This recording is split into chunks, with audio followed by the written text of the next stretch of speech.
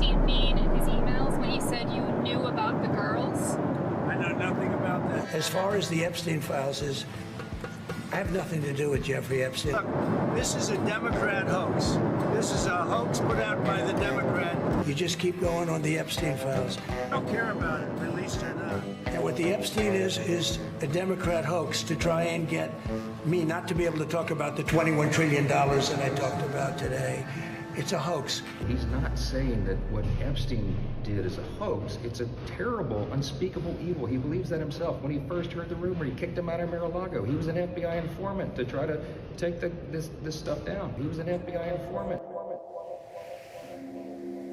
He was an informant?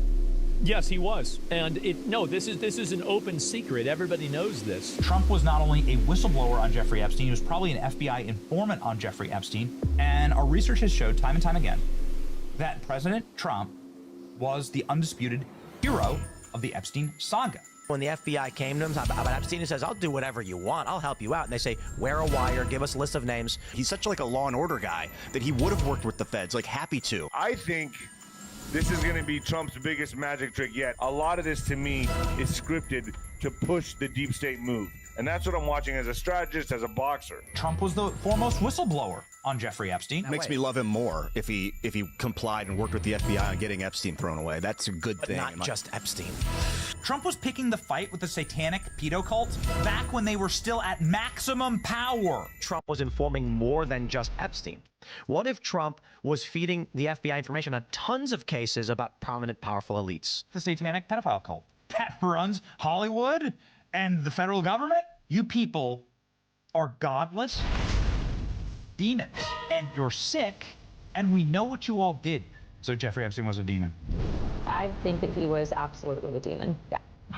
Do you understand like the spiritual energy of what's going on in this moment? Donald Trump strikes at the very heart of darkness that Trump is fighting, had been fighting his entire life. President Trump has been an agent of light.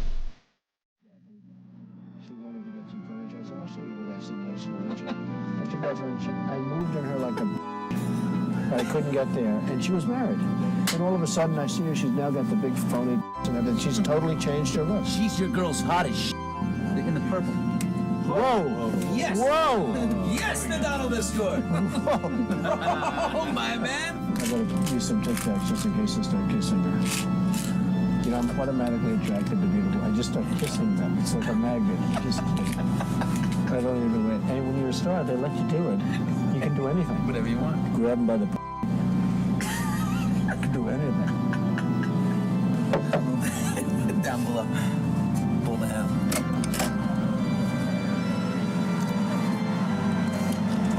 Hello, how are you? Hi. Trump, how are Nice seeing you. Terrific. Pleasure to meet you. Terrific. You know Billy Bush? How are you? Nice to see you. How you doing, Ariane? I'm doing very well, thank you. Are you ready to be a soap star? We're ready. Let's go. Make me a soap star. How about a little hug for the Donald? He just got off the Is bus. it like a little hug, Okay, darling? absolutely.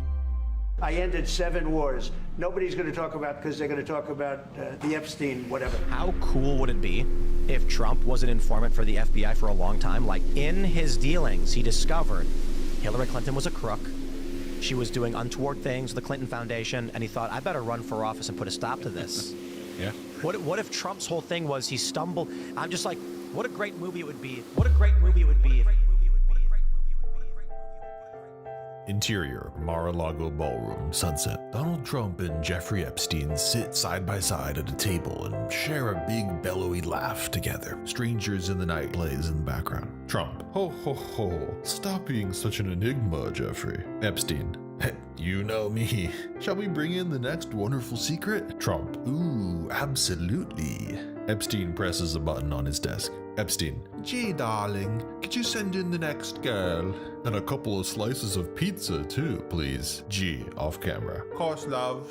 A door opens and a beautiful young girl in a bikini walks in carrying 2 paper plates overflowing with 2 big floppy slices of New York cheese pizza. Girl, hello boys, here's your pizza. Trump, now that I'd take a bite of. Now that I'd take a bite of. Epstein, easy done. They all laugh. Girl, so I think I have what it takes to be Miss Mar-a-Lago because, well, I'm only 17 and my body is totally natural and I really need the money. She sounds like a real winner to me. What do you say, Jeff?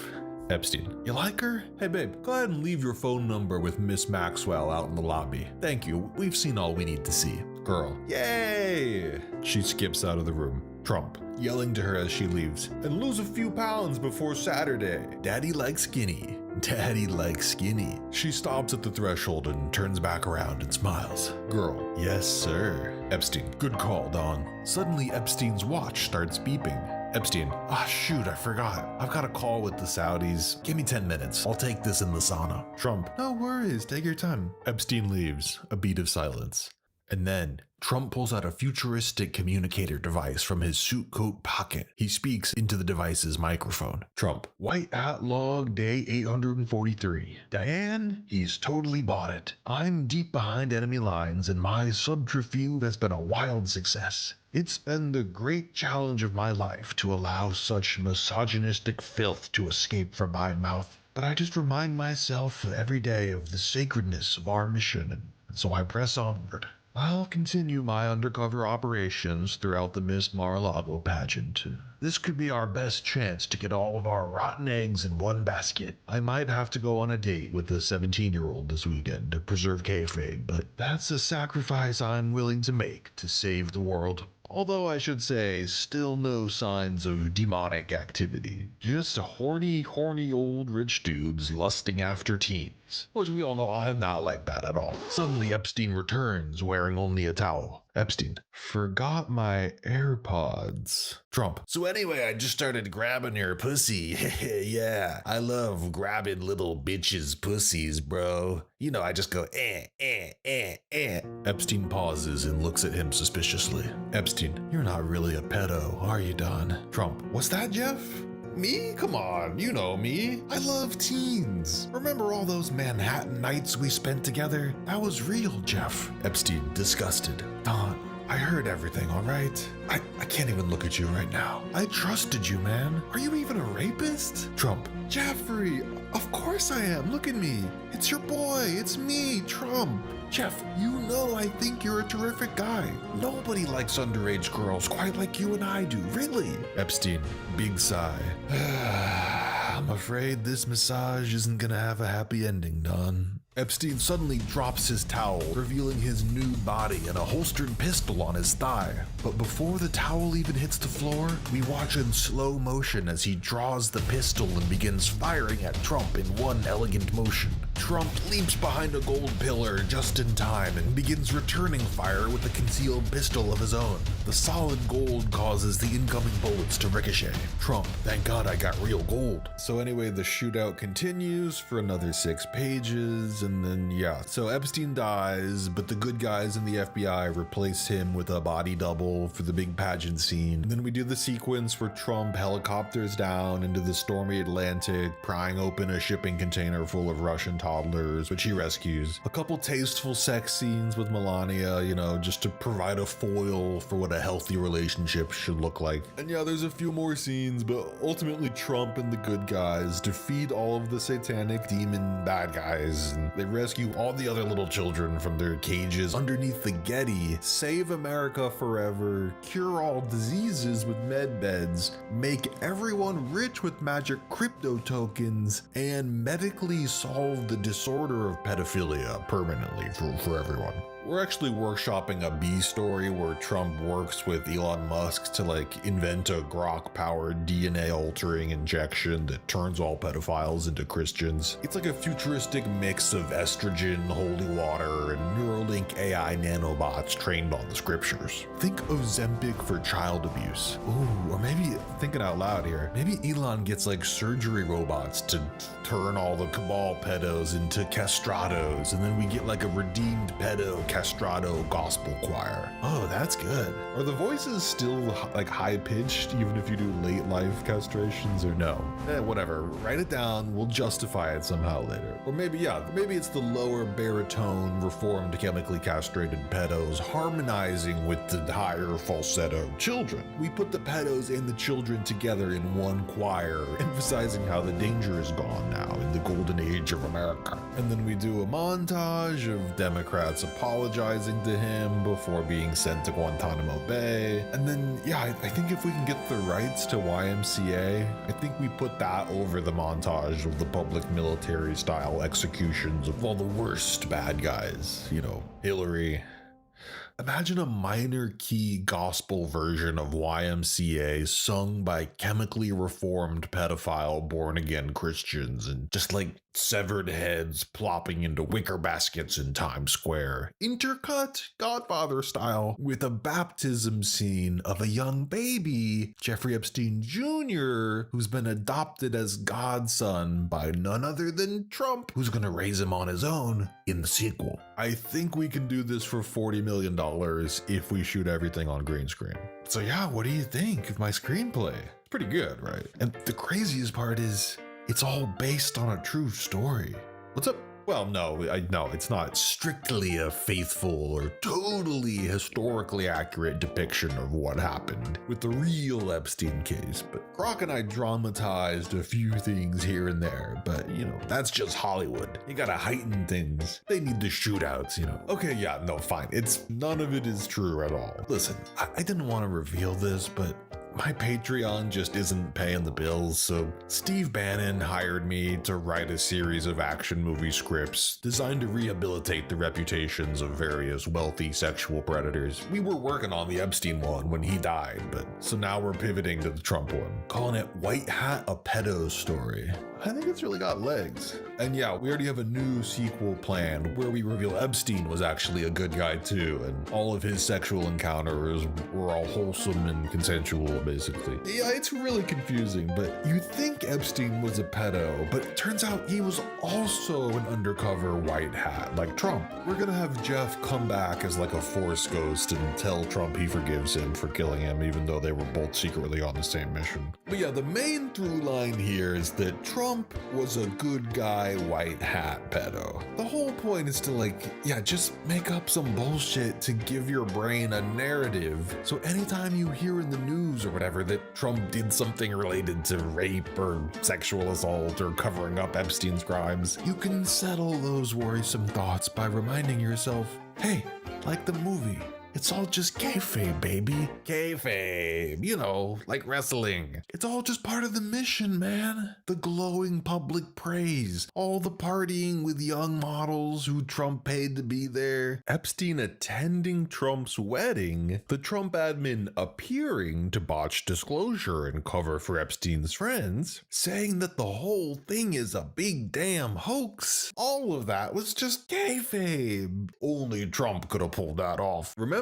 Trump is the chosen one, a holy agent of light appointed by God, God from the Bible, to defeat the satanic pedo cabal who rules the world using Epstein to blackmail everyone and thus control them all. The military had to pick Trump for this mission because he was the only one who Epstein didn't have blackmail on. And why is Trump so scary to them? Because they don't have anything on him. Because Trump actually worked against that. They don't have it. Trump didn't go to the island. Trump didn't do it. And so he's not part of their club.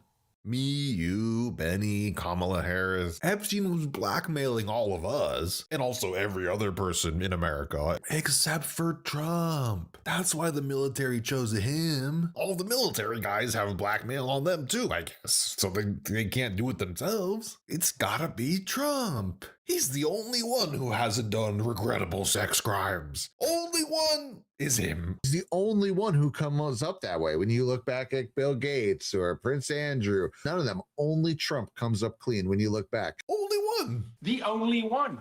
If we can just convince ourselves of that, we can keep the QAnon Pizzagate fantasy going. And that's what the screenplay is. But yeah, obviously, we're trying to trick people basically here. But wouldn't that be kind of nice if it was true? That would be way less humiliating for us as a nation if our president was secretly an undercover good guy white hat pedo who was just doing the most elaborate hitman mission ruse ever to get close enough to Epstein to take down the whole Pizzagate cabal or whatever, and also has to keep up the kayfabe all these years later for some reason. Damn, that would be so cool if Trump was like secretly an epic secret agent good guy with good morals, or even if he was just like a... I wanted to air this because I got sent this and I saw this and I watched most of it. I didn't see it all this morning. It's like 30 minutes long, but I watched part of it. And the guy's saying he's criticizing me because you do that, you don't get banned by the algorithm. And he's just one surfer coming on the waves we created. So he pretty much gets it. I thought it was entertaining and informative. He's also got a pretty ridiculous name, Extra Chill Goblin. We always like goblin jokes. I don't know why. I mean, goblin jokes years ago, they became super viral, so whatever. Yeah. I'll air that. So here's Extra Chill Goblin, and then Harrison Smith takes over. Here it is. Extra Chill Goblin. He pretty much gets it. Dirty. He's also got a pretty ridiculous name. Extra Chill Goblin Vomit, Slop, and Blood. I thought it was entertaining and informative. He's got a goblin guide charging into a goblin's nest. I don't want to see him kissing goblins. I just don't want to catch him in bed with a goblin. Literal pot-belly goblins are hobbling around coming after us. Extra chill goblin. That's the Goblin song. You know what time that means that it is right now? It's Goblin 47. In Goblin language, we say goblin instead of 8. And that's the only difference. Schlop and blood. Let's go, gobbos. Yes. Intro's goated. Showed it to my partner the other day. She thought it was great. Hell yeah. Yeah, I had a friend come over and like, she saw the thing and she was like, who'd you get to do that? I was like, I did it. And then she's like, no, but who'd you pay to make the song? I was like, me. I did it for free. Just out of the passion for the game. I honestly did that. I made that song and I realized my true passion is making dubstep music. I was born in the wrong generation. Well, actually, no, I was born in the right generation, but I just didn't. At no point did I ever like learn how to use, I don't know, Ableton. What are you supposed to use to make dubstep? Because I was trying to do it in GarageBand, and it was a very limited thing you can kind of try to do. Goblin language sounds like you just switch out random words with goblin. No, it's a little bit more complicated than that. That's pretty culturally insensitive of you to say. That's pretty culture goblin-y insensitive. You know what I'm talking about? You didn't hear yourself $1 bill under the desk? Hey, that's in between me and myself. And the tax man don't even got to get in on that. But I do want to shout out the guy we were just watching, Blind Lee. This is Blind Lee. He's blind. He's got a little character animator, little puppet. This is kind of like the Invisible Man. Is that what it's supposed to be? Reference? And he's like, he's got a very deep voice.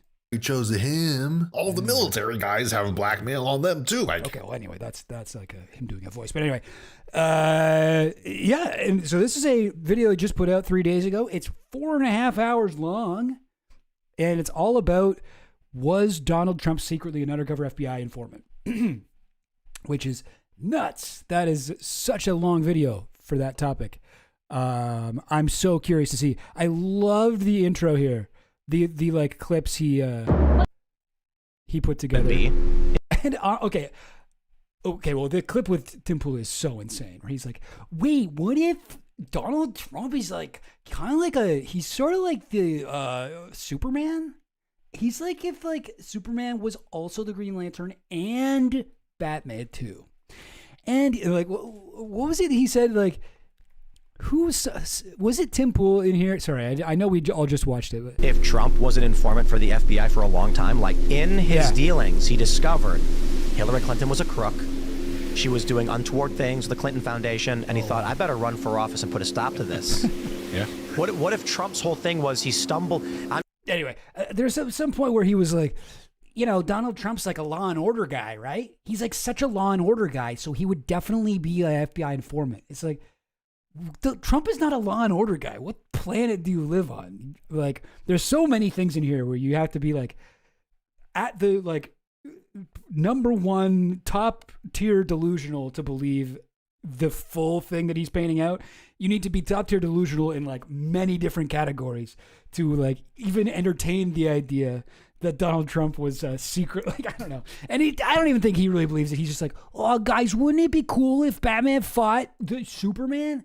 Well, guys, who do you think would win in a fight? Luke Skywalker or Harry Potter? You guys think? It's like one of those sorts of things. Well, what if Donald Trump was actually an FBI? What if he was a cool spy? Anyway, very, very cool. Also, who else has a black beanie? Okay, I was going to say, yeah, I got like 3 black beanies, but no, that's, I guess Canadians don't count. Well, we don't call them beanies, we call them toques. Toques! Some of the original grime and early dubstep was created on PlayStation 1? What? No way. Oh, yep, let me fix the chat. Thanks, gang. Okay, Blue Arrow alert. Blue Arrow alert. Blue Arrow alert. Is there a way that I can set it up so that like if people type in like Blue Arrow, it'll be like Blue Arrow alert like in my ears and I'm like, bah! Oh God. Okay. Maybe I could. That seems like something that I might be able to figure out, right? I guess I just got to get a bot. Anyway, okay, I'm talking nonsense. But yeah, anyway, sorry. I did want to shout out this guy's videos. He does like, you know, a lot of animation. They're funny. I did okay, so this part, okay.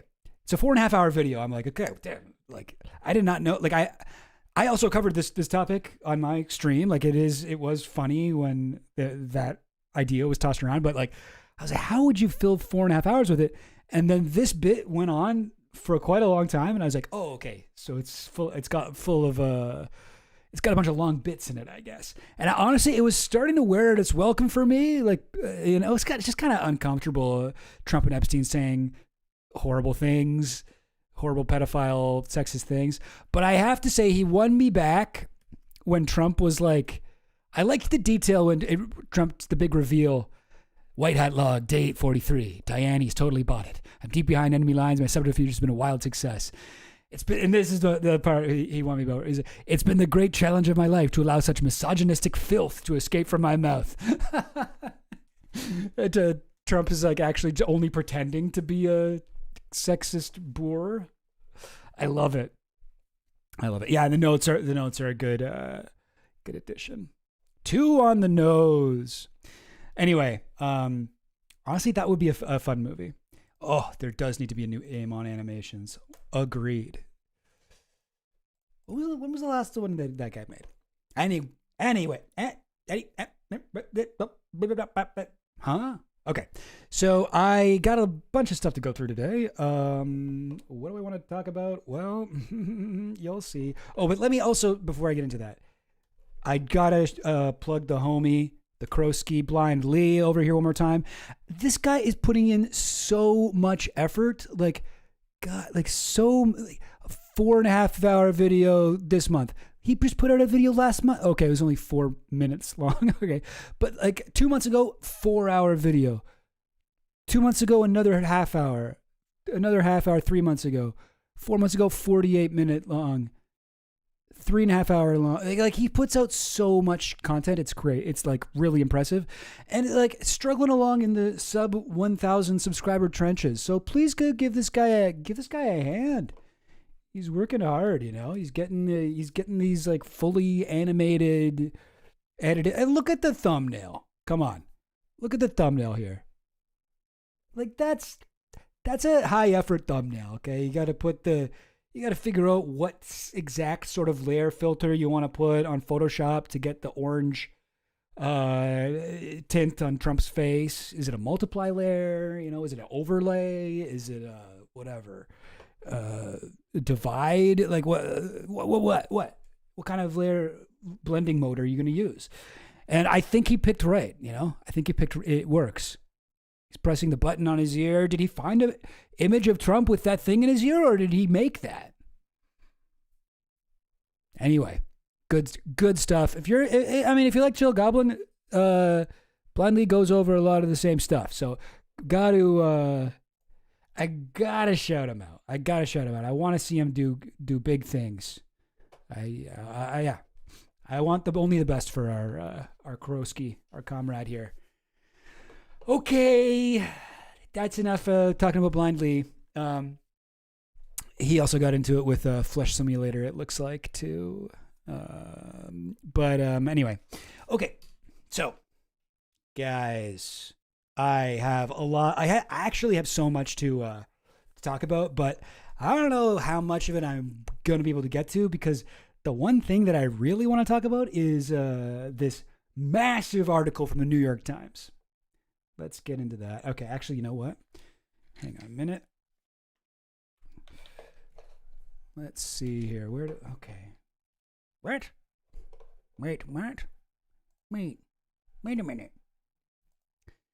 Yeah. There we go. Okay. Just a second. Where did it go? Obsidian. All right. Did you guys see this? Did you guys see this? You guys hear about this? This is okay, hang on. Before I get into this, I see an opportunity here to answer a question without totally getting sidetracked, because we haven't started the track, so this is just like a regular track. Are we addressing the simulator? I mean,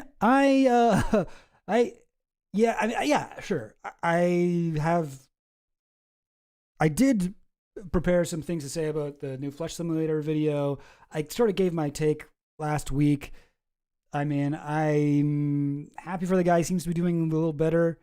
I did watch the video. Seems like people had been very fucked up to him. And if I got time after this, I'll get into the Flesh Simulator drama. But yeah, I guess that doesn't really address it. But I don't know. We'll see. We'll see what we have time for. Anyway, okay. Good question. Massive article like lots of words, or massive article like lots of importance? That is a good question. I would say both. It is important. Excuse me. It is important, but it's like also like long. It's like really long, and I don't want to read it all, but I did for you guys. I'm going to try not to read the entire, like, look at this. I was like, holy crap, what the heck? Oh my God. This is an article. Look how thin it is. You can sort of see it moving from the bullshit I've pasted on the sides, right? But like, that shit's huge. Why that shit gotta be so huge? Come on now. What the? Anyway. Yes, you hear about this? Well, yeah, it's been in the news. This is an article came out a couple days ago. It's from these two guys. What are their names? Maggie Haberman and Jonathan Swan. We got Maggie Haberman here. I don't really know too much about her. I did check her Wikipedia page, and it looks like she's married to somebody whose father was in the Bohemian Grove. But other than that, I don't know. She seems fine. And then this guy, you might know, Jonathan Swan is his name, I think. Right? Yeah. This is a guy who, like, I remember him from this Axios interview. I think this is where everybody probably knows him from. Or he was like really like pushing Trump on like, I don't know, what was it, like COVID and shit. But I specifically remember he was following up on what Trump had said about Ghislaine Maxwell being in jail. And they were like, what do you have to say about Ghislaine Maxwell? And Trump was like, oh, I wish her well. I wish her well. And so Jonathan Swan was like, now you said you wish her well. Okay, sorry, he's not Australian. I don't know how to... What's his voice? Is he British? Anyway, I forget. But he's like, now you said you wish her well, but Ghislaine Maxwell is like a child sex criminal. Like, why would you say that? And Trump's like, I wish her well. Yeah, I wish her well. I wish a lot of people well. You know, her ex-boyfriend just died or was killed. He just died or was, and like Swan kept like pushing him and pressing him and being like blah blah blah blah blah. But anyway, that was an insane interview. Probably worth a rewatch. I think that was 2020. And then anyway, these two guys have written a book. It's called Regime Change: Inside the Imperial Presidency of Donald Trump. And it's an interesting title because we usually think of regime change as things that the U.S. does to other countries, not what it does to itself. So it's maybe a little bit of Foucault's boomerang happening here, but I don't know. I'm not really sure what they mean. Inside the Imperial Presidency of Donald Trump. So you can kind of probably guess what that's all about. But anyway, so this is a massive article. It's actually an excerpt from this book about specifically what was going on behind closed doors in the White House around the release of the Epstein files. I wish a lot of people well. A guy who absolutely does not do that. Yeah, it's like, what do you mean? You don't wish people well. You really don't. Yeah, no. Trump famously like disloyal, like piece of shit, bad friend. One of the only people he's really stuck by, Ghislaine Maxwell.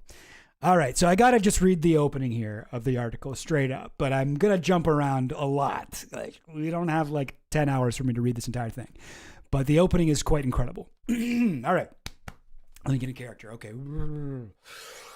Okay, and Jonathan Swan and Maggie Haberman, is it? Haberman. And Haberman. Okay, here we go. This is my Swan Haberman mode. Excuse me, why am I being so weird? All right. Yeah, I decided that taking a big sip of water was what those guys would have done. Here we go. On July 17, 2025, at around 6 o'clock in the evening, President Trump's top officials filed into the White House Situation Room, the secure bunker where classified and high-stakes national security matters are discussed and decided. This was where President Barack Obama, along with Vice President Joe Biden, Secretary of State Hillary Clinton, and the president's national security team watched the raid that ended with the death of Osama bin Laden in 2011. You guys all seen the photo? You guys all know the photo of Hillary going, oh. And then she was like, I was just yawning. I wasn't shocked by it at all. Death is fine to me. God. Everybody misinterprets that photo. Anyway, now, however, Trump's most senior advisors had gathered without him, to figure out how to gain some measure of control over a very different kind of crisis threatening to engulf the presidency. The Epstein files. All right. So 10 days earlier, the Justice Department and FBI had jointly released a memo that bluntly stated that their review had found no client list of powerful men for whom the notorious pedophile Jeffrey Epstein had allegedly procured underage girls and young women. And because this had been like a long time thing, especially in like conservative circles. I think it started during the Ghislaine Maxwell trial. There was a list. There's a secret. At least that's when I became aware of it. But I'll get to in a second where Ghislaine Maxwell said that this rumor came from. That there was a specific list that Epstein kept of the people he trafficked underage girls rather, intended to put to rest years of speculation and end the pressure campaign to release the voluminous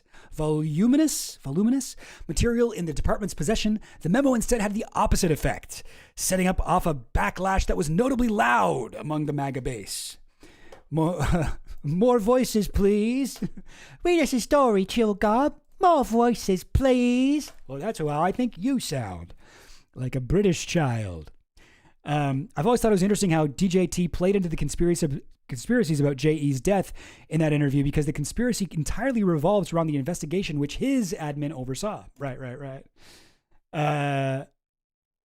Yeah, totally true. Would it kill him to do a little pantomime too? All right, okay. I'll see where I can throw in some pantomime. I'll see where I can do that for you guys. Here we go. And it was about to get worse. The Wall Street Journal was preparing a damaging article. Okay, I am going to skip ahead a little bit. The Wall Street Journal was preparing a bunch of stuff, but that was the birthday book thing with Trump being like, "Oh, enigmas never age." So here we are in the Situation Room. Vice President J.D. Vance took a seat at the head of the table in the John F. Kennedy conference room of the Situation Room complex. This is a huge problem, he told the group. Arrayed around him were the White House Chief of Staff, Susie Wiles, okay, she's a big character here, the White House Counsel, David Warrington, the Press Secretary, Carolyn Leavitt, the Deputy Chief of Staff, Taylor Budowich, the Communications Director, Stephen Chung, the Deputy Attorney General, Todd Blanche, okay, remember that guy? Todd Blanche, Donald Trump's former personal attorney, then became the Deputy Attorney General. And I think, is he now just the actual Attorney General? I'm not sure. Stanley Woodward Jr. and the Deputy Chief of Staff, James Blair. Okay. Attorney General Pam Bondi. Okay. Remember that name too. And the FBI Director, Kash Patel. That's an important name too. Joined on speakerphone. The vice president appeared panicked to others in the room about the way the subject of Epstein was already dividing the MAGA coalition. Some senior officials had the impression that Vance had bought into the darkest theories about Epstein and a cabal of predators hidden within the country's ruling class. Wiles would tell others that the vice president had proved himself to be a major conspiracy theorist. It's funny because it's like, well, this one's real though. This one's a real, like, you guys have the documents. You should know. Yeah. J.D. Vance is a major conspiracy theorist, for sure. He believes everything that helps the fucking right-wing authoritarian cause. Yeah. They're eating the dogs, they're eating the cats shit that J.D. Vance believed. Yeah, that was like a fucking deranged rumor with no proof. He does do that. But with this one, this is one of the real ones. So, like, fucking wake up, guys. Anyway. Okay. Get this. Vance had also floated to colleagues an extraordinary PR gambit. The White House should enlist Tucker Carlson to interview Epstein's longtime girlfriend and co-conspirator Ghislaine Maxwell in prison. It might help the president if Maxwell was willing to state that Trump had not been part of any wrongdoing with Epstein. This is crazy. So this is originally what J.D. Vance's idea was. We'll have an exclusive fucking Tucker Carlson show on X, interview with Ghislaine Maxwell where she exonerates the president. It's like, oh yes, Tucker, no, I too think woke has gone too far. Mm-hmm, yes, I agree. And I will also say that Donald Trump is definitely good and never did anything bad at all. Whenever I saw him, he was good. And people would be like, okay, well, all right, well, I guess I don't believe in QAnon anymore. Vance told the group he believed all the files should be released as soon as possible. Okay. He argued that Congress was going to force the release of the files eventually. True.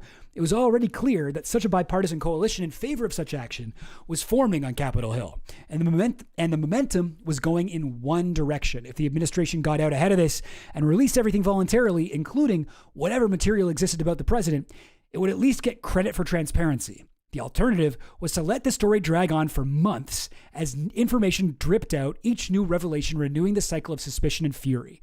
Better to rip the Band-Aid off and move on. So you get the sense that there was a reason why Trump wasn't there in this interview. Like, you think J.D. Vance would have pitched that to Trump?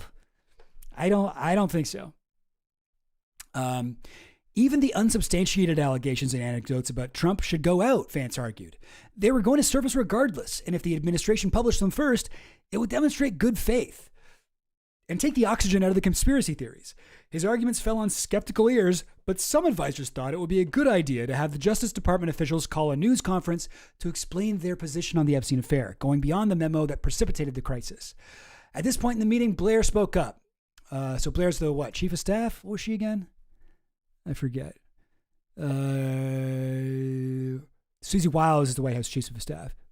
Who's Blair? Oh, James Blair. Sorry. Deputy Chief of Staff, James Blair. Oh, okay. Jeez. All right. So Blair spoke up.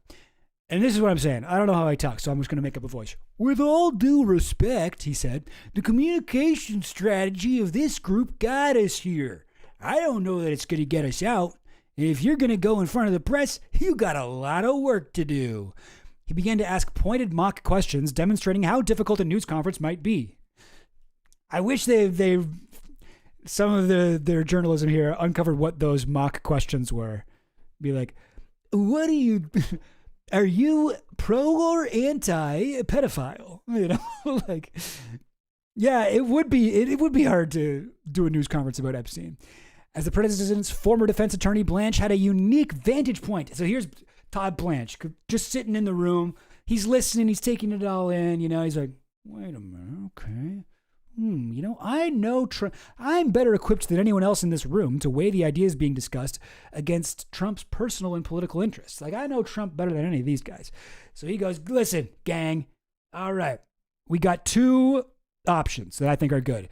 One, petition the federal district courts in Florida and New York to unseal grand jury testimonies from the Epstein investigations, as those were almost certain to contain no significant new information. Everyone agreed that this option was a good idea, and not only because a release was unlikely to damage the president. Okay, I'm going to skip ahead to option 2. This is where it gets crazy. All right, was to have the Justice Department lawyers question Maxwell and publicly release the transcript. A twist on the idea proposed earlier by Vance. That was the Tucker Carlson interview. Blanche offered to interview Maxwell himself. What if we got her to talk to Congress? Vance suggested. Blanche raised the possibility that Maxwell's lawyer might expect something in return for her candor. Warrington, the White House counsel, responded by laying out the available choices without advocating any of them. Maxwell could be given a pardon, he said, or she could have her sentence reduced. All right, now let's jump ahead to August 22nd, 2025. It's jumping ahead quite a bit. When was this again? This meeting? It was July 17th, 2025. Okay, so we're jumping ahead like a month, I guess. Todd Blanche interviewed Ghislaine Maxwell. In the interest of transparency, DOJ is releasing the complete transcript and audio of my proffer of Ms. Maxwell. So I read through the entire thing here, and we did I think 2 long streams just about that. And I'm going to try not to make this one of those 2-parters, but I did want to bring up some interesting parts of this just because it sort of fits within the narrative that we've just heard for the first time about what was going on behind closed doors.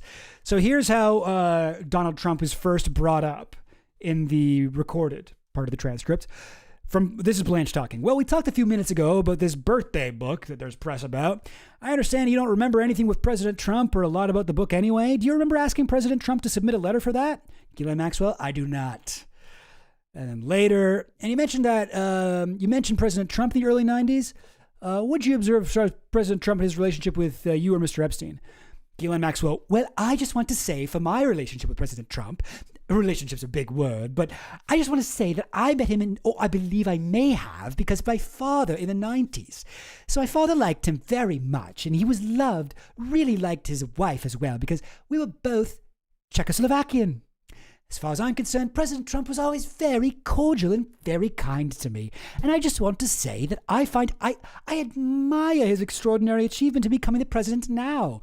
And I like him, and I've always liked him. So that is the sum and substance of my entire relationship with President Donald J. Trump. He gets into, how about Epstein and Trump? Well, they didn't really, I don't know, they hung out at parties, but I don't know. I never saw them hang out together. Oh, did Trump ever get a massage? Absolutely never in any context. Trump doesn't even believe in massages. He thinks it's pseudo-science. The massage is a sort of like casting a spell, and he's afraid of witches.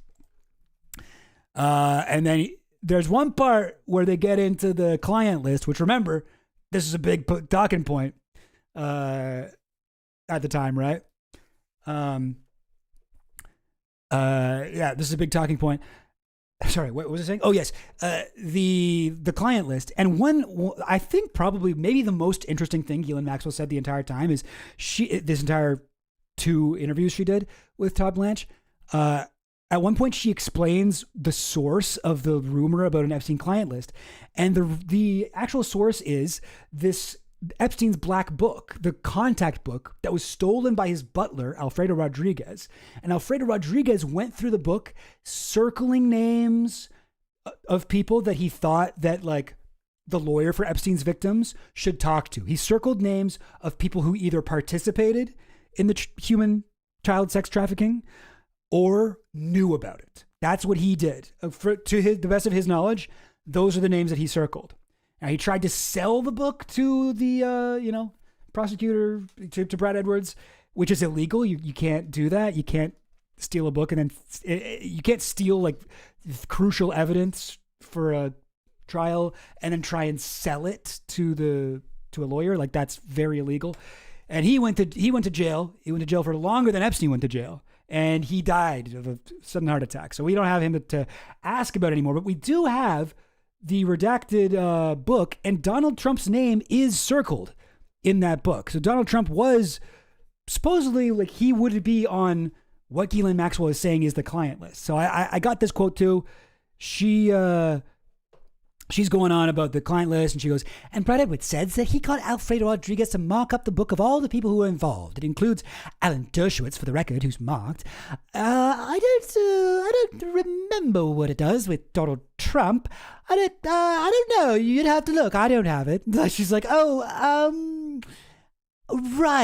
Donald Trump, I don't know. Like she's like, you don't know, really? You don't know that Donald Trump's name was circled? Or whatever, rectangled. It's got like the Alfredo Rodriguez mark on it. Really, you forgot that, eh? It seems like she was like trying to explain this thing to help Trump. The client list, it was never really a client list. It was something Alfredo Rodriguez. And then she realizes, she's like, oh, wait, did I just maybe implicate the guy that I'm trying to exonerate here? Anyway, there's a few parts about it, but this is from the very end of the interview. Todd Blanche this is where I feel like he's kind of like, he knows he's being recorded and shit, so he can't say anything outright, but he still says a little bit too much, and it becomes obvious that this is a quid pro quo. And sure enough, Maxwell got transferred to like a minimum security prison right after this interview. But so he goes at the end, okay, so just so I'll say it to you as I've talked a little bit to your lawyer about it. I said to you yesterday that the purpose of what we did yesterday today was exactly what we did, which was to have a conversation about, I'm going to give him like kind of a mob kind of a voice that I've decided was exactly what we did, which is Epstein and about you. I think it's very challenging to talk about everything we talked about. Now, in 1.5 days or in just a period of hours. So I'll talk to Mr. Marcus about what kind of we're going to do next, if anything. There's no end. I'm not being coy, or I don't know yet. I don't know. So you don't know what? I don't know. I'm not allowed to do, but I will, but I can't say it, but you know what I mean? You know what I mean? You're picking up what I'm laying down. We'll do it with your lawyers to the extent we have questions or follow-up. And this has been very helpful. I think it was you, kind of said you wanted to talk, but we gladly accepted it. Turns out, no, that isn't true. They were planning to have her go on fucking Tucker Carlson. Like, just have her go on Rogan. Have her do the fucking Ghislaine Maxwell experience on Rogan. Anyway, by the way, it was you. I wasn't the guy that reached out. It was you who wanted to talk about it. So we gladly accepted. So I do appreciate you being willing to meet with us. And I expect that we'll be in touch soon. All right. So that was how he ended it. It's worse than eating your pizza with a fork and knife. Fuck. Audio drops, eh? A gabagool. Okay. Oh, jeez.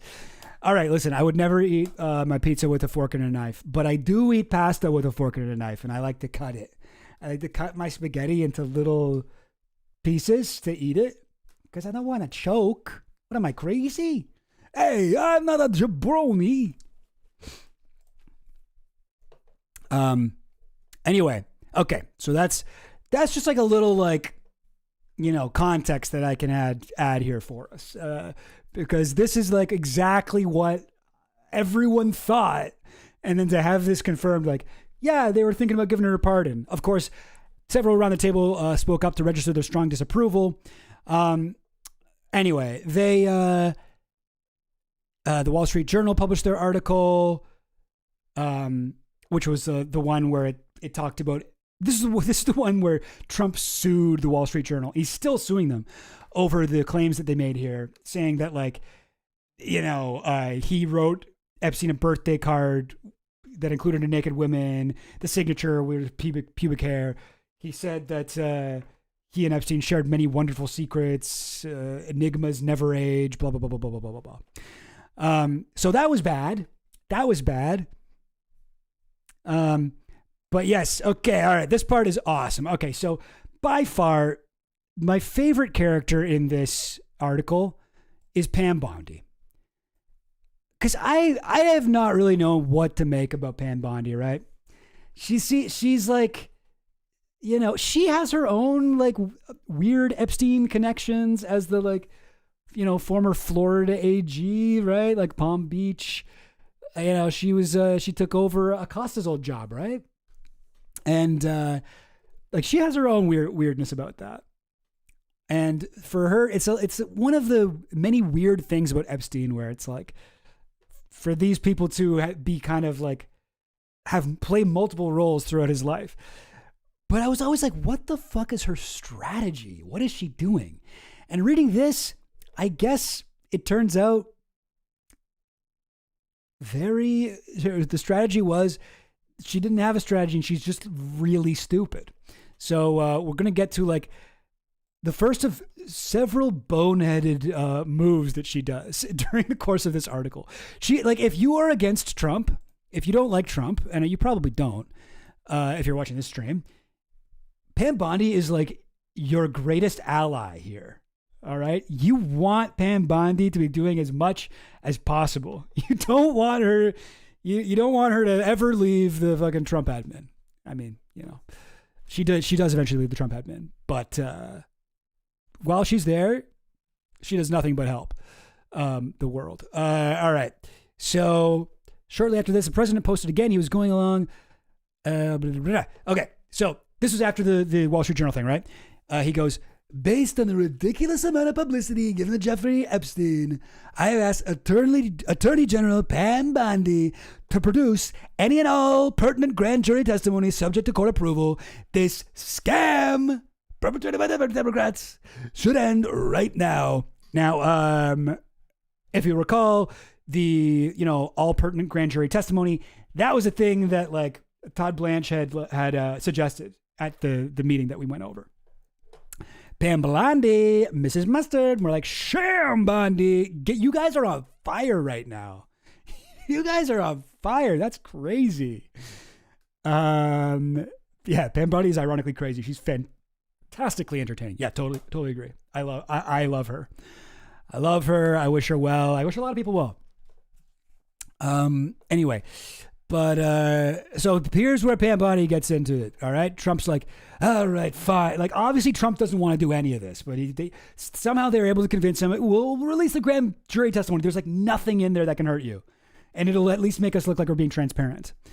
Honestly, like a pretty savvy idea, I think. Todd Blanche is not a smart guy, but this one, I guess, was kind of smart. All right. In response to a request for comment, a White House spokeswoman, Abigail Jackson, repeated Trump's claims that he was innocent in all Epstein-related matters, and adding that by releasing thousands of pages of documents, cooperating with the House Oversight Committee's subpoena request, blah, blah, blah, blah, blah, President Trump has done more for Epstein's victims than anyone before him. Sadly, that is true. That sadly is true. Everyone fucking ignored fucking the Epstein victims forever. Anyway, Trump's doing really well. Last summer, Trump was having his hot girl summer, Meg Thee Stallion phase, you know, just bombed nuclear sites in Iran, completed a blitz of executive orders, rammed through the big, beautiful bill. He was crushing it. He was on top. All right. He was on fire. Can't stump the Trump. Otherwise, you're a chump. No one has to take a dump while Trump is on the hump. Okay, I don't know. I don't know what I was going for there. But behind the scenes, the Epstein crisis was paralyzing the Trump administration to a far greater extent than the public knew.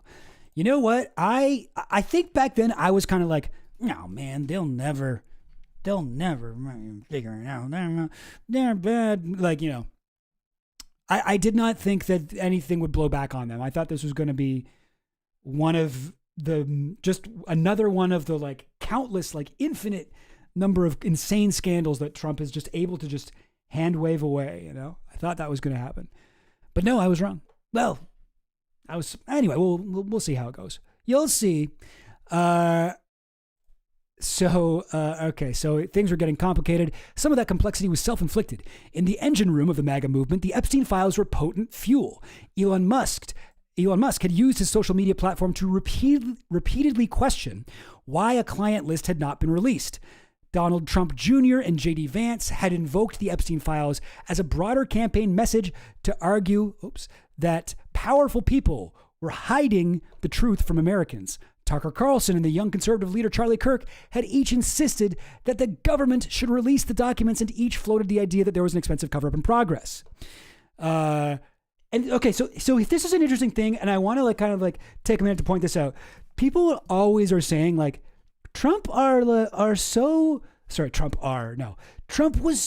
constantly on the campaign trail said that he would release the Epstein files.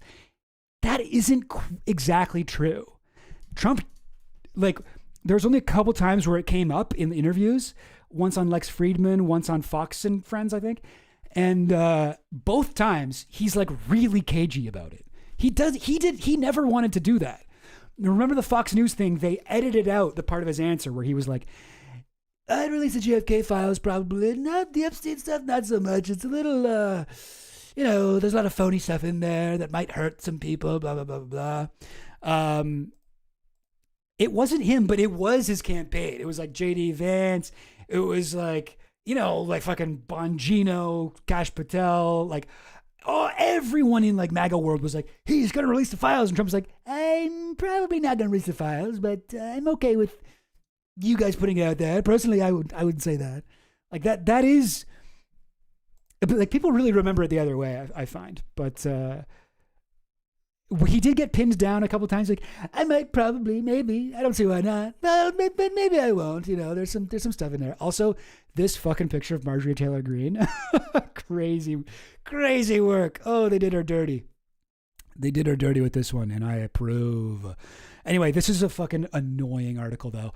I was just so naive inside Marjorie Taylor Greene's break with Trump. Oh, how did I not realize he was an evil pedophile?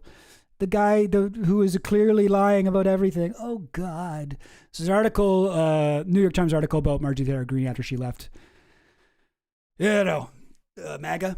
And but I just wanted to show you this one little section here from this. After the hearing, Greene held a news conference at which she threatened to identify some of the men who had abused the women. So this is the Epstein victims of Jeffrey Epstein held that news conference, which we also watched on this stream. And there's Marjorie Taylor Greene, Ro Khanna, Thomas Massie. They all spoke, and she said, they're afraid to say the names of the men. I will say the names. I am not afraid. I will go onto the floor of Congress and I will say the names of the men who victimized these women when they were children. Whatever. But Greene said she didn't know the names herself, but she could have gotten them from the victims. And then after that, after she said, I will read the names, Trump called her to voice his displeasure.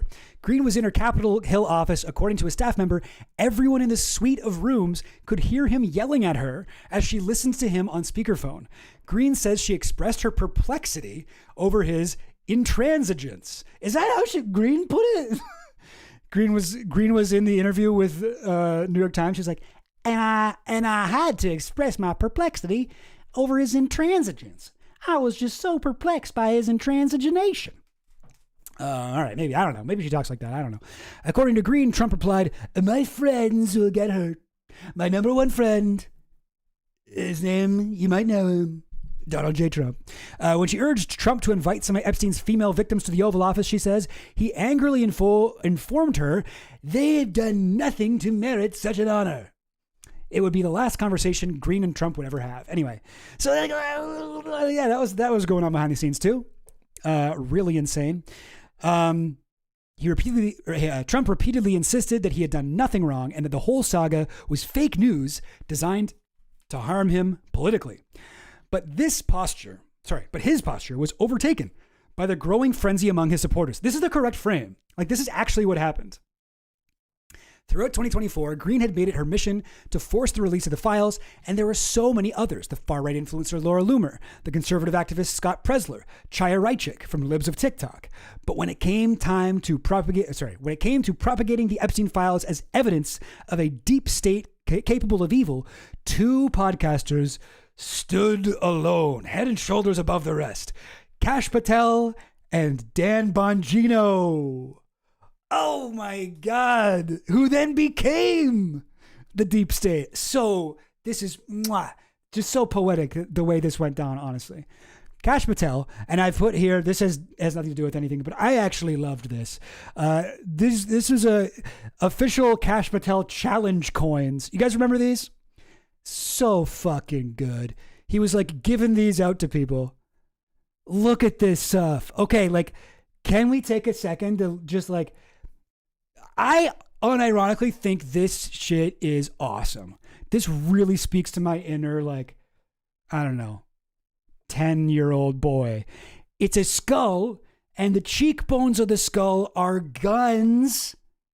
Wow, that's so fucking sick. And the eyes are fucking spiders. And there's like a Trojan condom symbol right under the nose. And I don't know, what are the middle teeth supposed to be anything? I don't know. It almost looks like a key. Like when I was looking for it, I actually typed in like, what was the Kash Patel like commemorative key? No, this is a coin, I guess, apparently. But it looks like one of the like cheap like keys you can get like cut from the vending machine, and you can pay like $1 extra to get a cool skull on it. So sick though, and it's got his signature on the back. It's got the number 9 for some reason. DOJ, FBI, fucking so sick. U.S. flag and K Cash. It says on there K and then $H. The dude's a king. The dude's a freaking king, man. The dude's a goddamn king. Yeah, 12-year-old's necklace. Yes. I would wear that shit on my necklace. I'm like, yeah, it's pretty cool. You know, I'm the only kid in school who's really not afraid of spiders that much. So sometimes I like to kind of show it off a little bit. Anyway, so Kash Patel. And I also want to say, this dude is like Q-pilled. Okay, this guy's not just like, he was talking about the deep state. No. This dude wrote a fucking sycophantic children's book about Donald J. Trump as the king called The Plot Against the King. And he would sign it. I don't know if you guys can read this. I gotta make this bigger. My one beef with Obsidian is that you can't always zoom in as much as you want to. You should be able to zoom in unlimited. Sign my change.org petition. So here's a copy of the book that he signed for like a kid. And it says Truth Social. He just wrote Truth Social on it. The fuck? You didn't put your handle on there or anything? You just wrote Truth Social. And then above the title there, it says WWG1 WGA, where we go when we go all. And then he signs it down here. Kash Patel, The Plot Against the King. Really cool. Wow. Whoa, the American Robert Munch over here. There will be only 5 copies of The Plot Against the King, parts 1 and 2, signed by Kash with Where We Go When We Go All, going out this holiday season. It's, yeah, Kash has his new golden ticket, Willy Wonka style. Yeah, it's like Willy Wonka's golden ticket, except for you get it and you don't get to go anywhere. It's not a ticket, nor is it gold, nor does it let you go to a fucking chocolate factory where you'll be tortured by enslaved species of, short people. Anyway, he was on a QAnon podcast talking about this, and he goes, "No, I didn't know about that. I it's not a QAnon thing. I picked it up from a movie, 1996's White Squall, where the phrase is seen on a ship's bell." And I actually got to correct him there. The phrase "Where we go when we go all," which QAnon took from the movie White Squall, it actually never appears in the movie. It's only in the trailer for that movie. So there's zero chance he got it from QAnon stuff. Anyway. Moving on here. So this fucking guy who's been like making such a big deal about QAnon, right? Nat Patel had repeatedly claimed in podcast interviews that the government was hiding Epstein's black book or client list, and frequently asserted that the FBI was deliberately withholding names to protect the powerful. Patel promised that a second Trump administration would release everything to restore public trust. On the Dan Bongino show, Bongino's background is as a Secret Service agent. Like, this guy's like a little bit more legit, Bongino. Like, I guess he actually had a secret. Well, why can't I? Okay. But he's also just as fucking pilled and stupid as Kash Patel, really. What the hell are they hiding with Jeffrey Epstein? I gotta use the same voice as I use for Todd Blanche on him. I don't know. He doesn't really talk like that, but how else can I talk like Bongino? What the hell are they hiding with Jeffrey Epstein? I don't know. I don't really remember how he talks. He'd asked his large audience of MAGA devotees, the release of the client list would rock the political world, he predicted. The Washington swamp was not telling you the truth. So as they took office in 2025, Trump's advisors were subject to intense pressures of their own making. And I get the feeling that Trump, like every time he saw Kash Patel or Bongino going on about this shit, he'd be like, come on, what? Guys, stop bringing it, stop it. But they really made their bed and then they had to lay in it. All right. So everybody, so it was just like a rough position all around, a rough position of their own making. And then as they took office in 2025, my favorite character in the saga, Pam Bondi, quickly made things much worse. So I got the clip here. We got to see it because it's so good. And, oh, wait, I don't think it's going to work. Yeah, I think I tried this before. And yeah, I don't know. For some reason, this video isn't playing on here, but that's fine. I have a way around it. Bit, bop, bit, boom. Here we go. The DOJ may be releasing the list of Jeffrey Epstein's clients. Will that... you hear like the guy's voice? He's like, seriously? That's going to happen? You're going to release the client list? The DOJ may be releasing the list of Jeffrey Epstein's clients. Will that really happen? It's sitting on my desk right now to review. That's been a directive by President Trump. I'm reviewing that. I'm reviewing JFK files, MLK files. That's all in the process of being reviewed because that was done at the directive of the president from nobody cares about the JFK, MLK stuff. The Epstein stuff. Yeah. all of these agencies. Crazy thing to say, right? Like this was, and this is what I'm talking about. Like, I was like, why would she say that? Like, what was her strategy? Well, according to this article, zero strategy. Zero strategy. She didn't have the names on her desk. She was not told to say that. No one wanted her to say that. No one expected her to say that. She had not checked with anybody if she could say that. She said this. And hinted its release was imminent. It's sitting on my desk right now to review.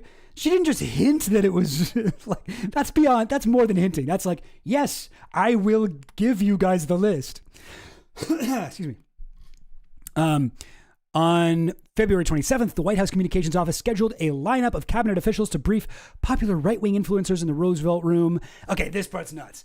The session began with Vice President Vance, followed by Secretary of State Marco Rubio, walking the influencers through the administration's agenda. So it was like, yeah, so they got the list here. In attendance was a who's who of online MAGA. Mike Cernovich, Liz Wheeler, Colin Rugg, DC Drano. Chaya Raichik was there too. Did they mention? I think they mentioned her at some point. Anyway, Libs of TikTok. And was that it? I feel like there's more. But anyway, okay.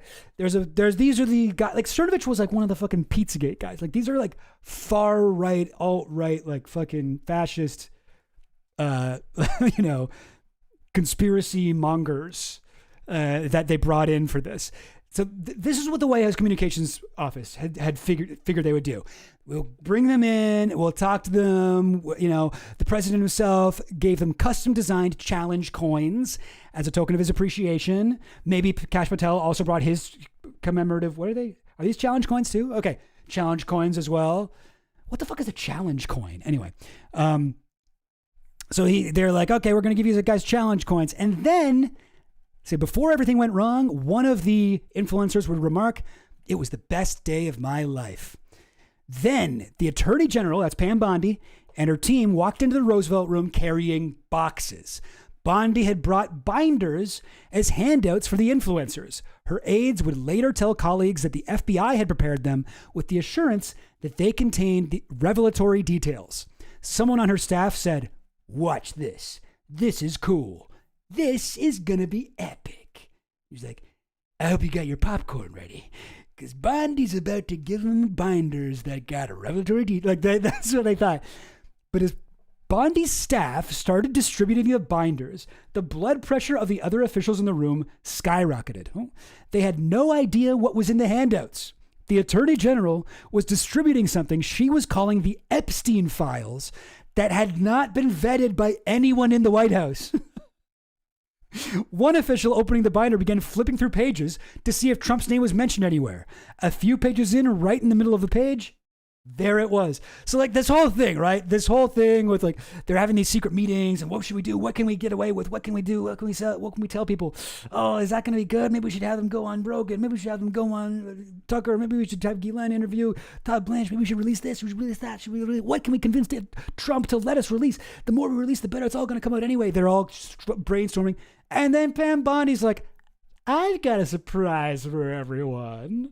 I've got a nice surprise for when the influencers come. I'm going to give them fucking binders. I'm going to give them binders, and they'll walk out of the frickin' White House, and they'll take all these photos and selfies with them, and everybody will be like, what? You guys gave them fucking the Epstein files? You gave libs of TikTok the Epstein phase 1, as if to imply there will be more phases, by order of Attorney General Pam Bondi and FBI Director Kash Patel, the most transparent administration in history. Like, she didn't tell anyone else she was doing this. She just did it. That's crazy. That is so nuts. All right. So as soon as it gets, so it's according to this, Keir Starmer, the British Prime Minister, was at the White House that day. If news broke the Epstein files had been released before the president was to meet the press with the Prime Minister, that would be all the journalists would want to talk about, and Trump would be blindsided. Like, she fucked over everyone. Oh my God, she's just so stupid. She's bad at this.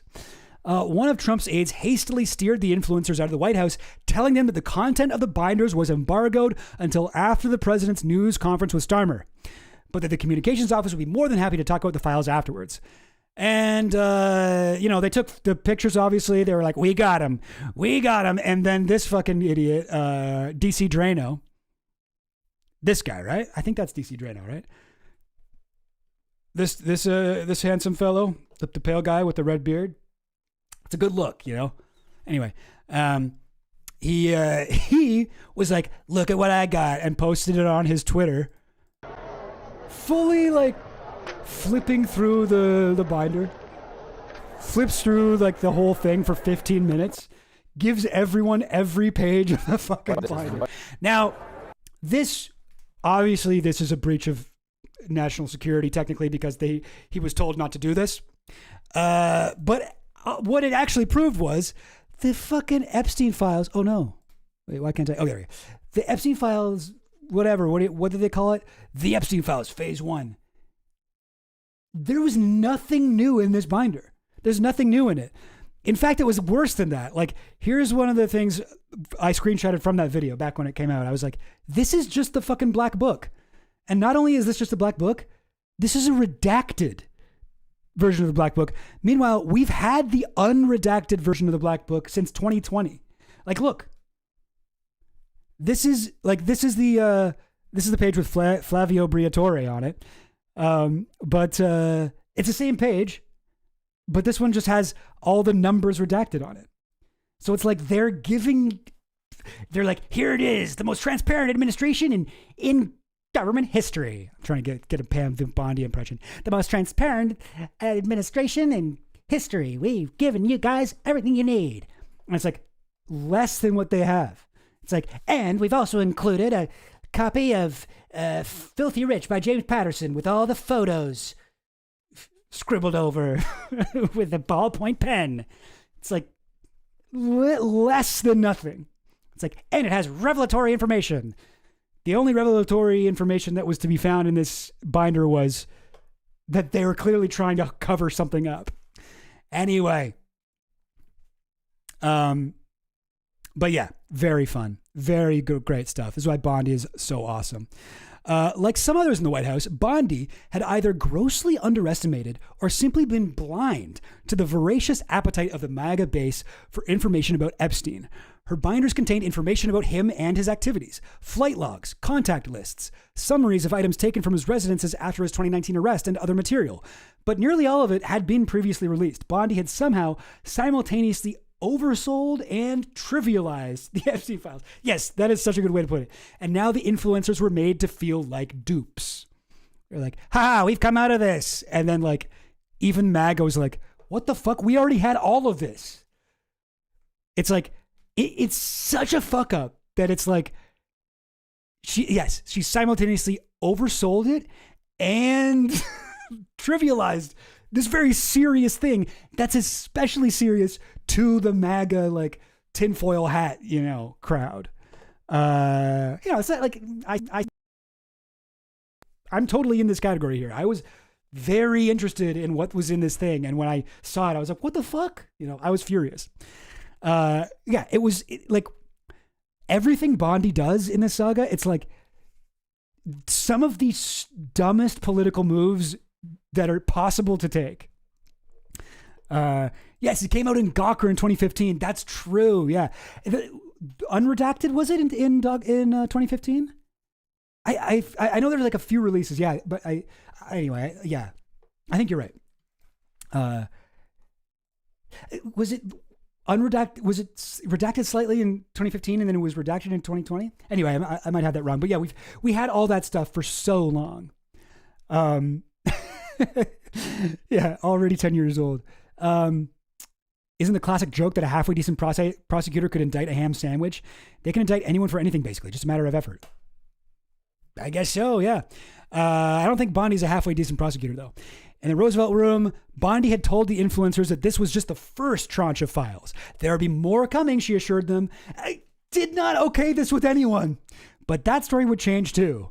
Justice Department officials were reviewing the Epstein material. Months would pass before the department or any of Trump's closest advisors knew just how many documents there were. More than 3 million pages of files related to Epstein and potentially as many as 6 million. I like that we still don't know. We still don't know how many. In the early months, officials were focused on going through a trove of what are known as 302 forms. Records of FBI agents' interview notes with witnesses, some of whom were victims of Epstein. These were raw records, often containing unverified information. Trump was mentioned numerous times, as were other prominent men. Okay, I'm going to skip through this. When's the next part I wanted to get to? What's down here? Oh, yeah. Okay, so Bongino, like, obviously Bongino is not a clever man either, but he does seem to be like one of the smartest people involved in this like situation room, right? For weeks, Patel and Bongino, the deputy FBI director, had grown more infuriated as they realized the scale of the mess for which they were now being blamed. They repeatedly raised alarms internally that the Epstein crisis was gathering momentum with Trump's supporters. Bongino wanted to convey something definitive to the MAGA base, and he and Patel pushed for the immediate release of the surveillance footage from the federal facility where Epstein was found dead in his cell. Remember this? They were like, we have the video of the Epstein in prison. Like, let's put that out. Bongino hated the Justice Department's nothing to see here memo being drawn up for public release. This was the memo that was like, no, Epstein didn't, there was no conspiracy. Epstein didn't traffic girls to anyone else other than himself. There's no evidence for that. He didn't kill himself, like that whole thing. He told Patel this would in no way align with their promises of transparency after taking over the FBI, and he objected to putting the FBI seal on the letterhead, but he was overruled. Patel privately shared many of Bongino's concerns, but in an internal email on July 2nd, the FBI director gave his support for the memo. See, like I get the feeling that Bongino is like a true believer and Patel is just a purely, careerist, opportunist. Like, I don't know what you call it. He'll do whatever he's told to do. Oh, yes, sorry, yes. He did kill himself. Did I say? Yeah. It was like, he did, yeah, it was suicide, turns out. 100% we're sure about that.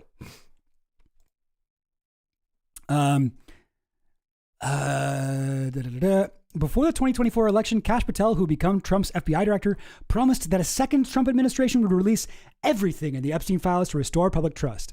Okay, and here's Patel writing, "Thanks for the edits, and I still believe this is the correct vehicle forward," Patel wrote, with the occasional typo, to a small group of colleagues, including Todd Blanche. "I'm happy to add any additional sentences to complete the shortfall, but I do think that we addressed specifically why more can't be released as it relates to specific topics, i.e. court order, CSAM, child sexual abuse material, victim protections, etc. Bondi rarely used her Justice Department email and was not on the chain where the group worked on the memo." What do you mean she rarely used her Justice Department email? What the fuck? Does she not, is this not her job? Did she not have like Outlook on her computer? Is she like Hillary Clinton? She just uses her personal email for everything? She wasn't even looped into it though, which is very funny. Meanwhile, Trump had no interest in releasing anything. So good. And then meanwhile, he's like, straight up, no. Blanket answer to any question about what we should release. No releasing at all. And this is so crazy. So Wiles and Blair, these are like the chief of staff and the deputy chief of staff of the White House. They are so fucking delusional, like out of the fucking loop here. They do not understand the gravity of the situation, right? They were unconvinced about the reach of the Epstein crisis. They told colleagues Republican voters didn't care, and they had data from Trump's chief pollster, Tony Fabrizio, to demonstrate it. The Epstein brouhaha, in their view, great word, was driven by fringe conspiracy theorists and amplified by noisy online influencers.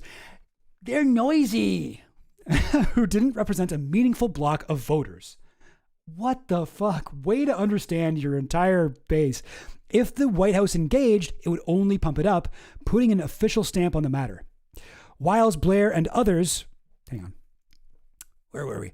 Around Trump had seen him weather every storm imaginable for years. And in their view, this wasn't even a storm. It was a passing cloud at most. But Bongino told anyone who would listen this was a grave miscalculation. This is what I mean. Bongino seems to be like one of the smartest guys. Admittedly, not a smart guy, but like compared to some of these other fucking morons. But I also, I do get this. Like, they've seen him weather every storm imaginable for years. Trump seems to be scandal proof. And I get that if you're this close to me, be like, yeah, who cares? He was found legally liable for rape. That didn't hurt him at all. He bragged about rape in a video and he went up in the polls. He won an election, right? Like, he's invincible. Who cares about Epstein? No one gives. Only crazy conspiracy theories care about that, and that isn't our base. And whatever, they'll believe what we tell them to believe. Like, they're just, man, it's so awesome. It's not an online story, he told White House advisors. You don't understand. All right, here we go. This was the July 7th memo. They've looked through we looked through all Epstein's hard drives and everything. We've reviewed more than 300 gigabytes of evidence, and there's no evidence he maintained a client list. And also, it was a suicide. Here is the video. So they released the video. Less than 5 months after Bondi had referred to a secret client list of high-profile predators, the case was closed. Or so it seemed. Awesome. They're like, this'll stop it. We'll put out a fucking video. Now, the funny thing, so here's the full Epstein jail cell video. And funny thing about it was, it's, well, first of all, it's like not even of his cell. You don't see his cell here. You see a little teeny tiny crack. Here, maybe I can zoom in enough so that we can actually see it. Maybe if I make it really big. Oh, wait. How big can I make it? Oh, I can make it pretty big.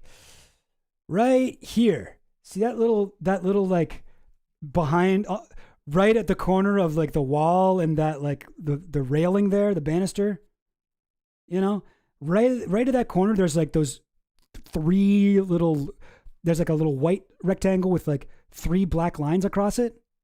You see that? That's the left edge of the staircase that leads to a section of cells that includes Epstein's cell. So those are the like 10 pixels that you can look at that will tell you anything about what was going on to Epstein there. So people watch this whole thing. It's 10 and almost 11 hours long. And it turns out right at 11:50, I think it's 11:59 or something like that, right before midnight, about a minute before midnight. Watch this. Ready? 11:58, 55, 56, 57, 58. Boom! What? You see that? Jumps right to 12. And look, it's like, it also changes. Like, it's like before this, like 4 hours before this, it's all like this is how it is on screen, like this. And then after midnight, it's like a different like it's been scaled down a little bit. You see how it like sort of wiggles there? I'm going back, forward. There's like a small difference. It's like they've edited together two different video clips, and one of them they've accidentally made smaller. It's so weird, but you can just like if I just scan through the whole thing, you can even just see where it happens. See that? If I scan from the beginning, here's the beginning, first 4 hours, and look, you can see right where it happens. Also, the garbage can moves. Somehow in that 1 minute, somebody moved the garbage can. So they released this and they're like, this hasn't been edited. This is raw. It's clearly edited. It's clearly edited and there's a minute missing. Amazing. Now, I don't happen personally. Now, I've looked into this quite a lot. I'll have you know. And I don't think that they were hiding anything here. I could be wrong. I don't usually give them the benefit of the doubt on these things. But yeah, I think Wired showed there's at least 3 clips edited together. Yeah, I think there's like, if you look at the, what's it called? Having a total mental brain freeze right now. What's it called when you have like information on it? Metadata. If you look at the metadata of the video, you can tell that it was edited on Adobe Premiere, and like you can tell that there was like a few cuts made. Like they completely fucked it up, and they made a big deal of saying it was unedited. Now they did eventually release the 1 minute of footage that was missing. Here it is. This is from the New York Post, so you can believe it. But yeah, this is the 1 minute. Do we get to find out who moved the garbage can? Whoa. Guy walks by. Oh, I guess not. We don't get to find out who moved the garbage can. Oh, maybe anyway. Well, this is apparently the footage that we missed. Yeah, Coffee Deal made a cool 3D model. That was actually legit. That was cool as fuck.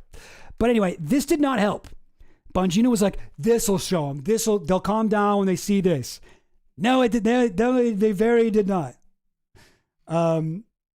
They like, oh God, they're so bad. Like they could have just not lied, but they're like, okay, well, we're going to tell them it's unedited. It's totally raw. So ridiculous. Anyway, so it seemed. Sorry. Yes. Footage was missing a minute. A visible timestamp. Whoops. Oh, geez.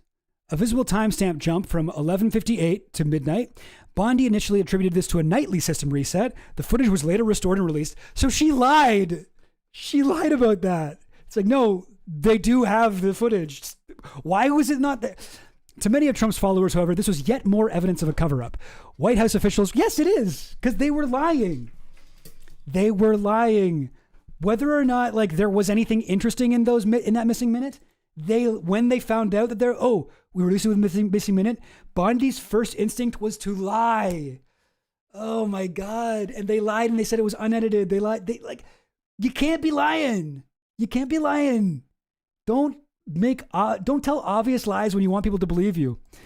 So, Bongino, he's smarter than the other guys, but he's still a fucking idiot. He's still a moron. So Bondi, Patel, and Bongino, none of the three of them had ever experienced anger at this volume from Trump's conservative base. It was disorienting, especially for Patel and Bongino, whose power and influence had been built online. The movement that had treated them as heroes was suddenly turning on them. The two men were now tightly connected to a memo that stated in black and white that while information in the government's possession showed ample evidence of Epstein's own wrongdoing, there was no evidence of a wider conspiracy. The day the memo was released, Bongino, this part is awesome. Sorry, I keep doing that where I get to a part I'm like, oh, but seriously though, this part's awesome. So the day that memo was released, Bongino shows up to a daily Justice Department meeting with the FBI staff and the Attorney General, Bondi. He was in a volcanic mood. What is volcanic mood? It's like, I'm in a volcanic mood today. I'd like to talk about magma. I'm here to talk about volcanoes. What do you guys think? Oh, Vesuvius. No. He was the volcano. As soon as he entered the room, he erupted at Bondi, shouting at her, "You fucked this whole thing up from the start," Bongino yelled. "We even talking about that dumb fucking charade with the Epstein files, they're on my desk nonsense. All the promises to the folks out there." I like that he's like already saying fucking, but then he says nonsense. And like nonsense to me is like what you say when you're trying not to swear. This is fucking nonsense, This is a bullshit.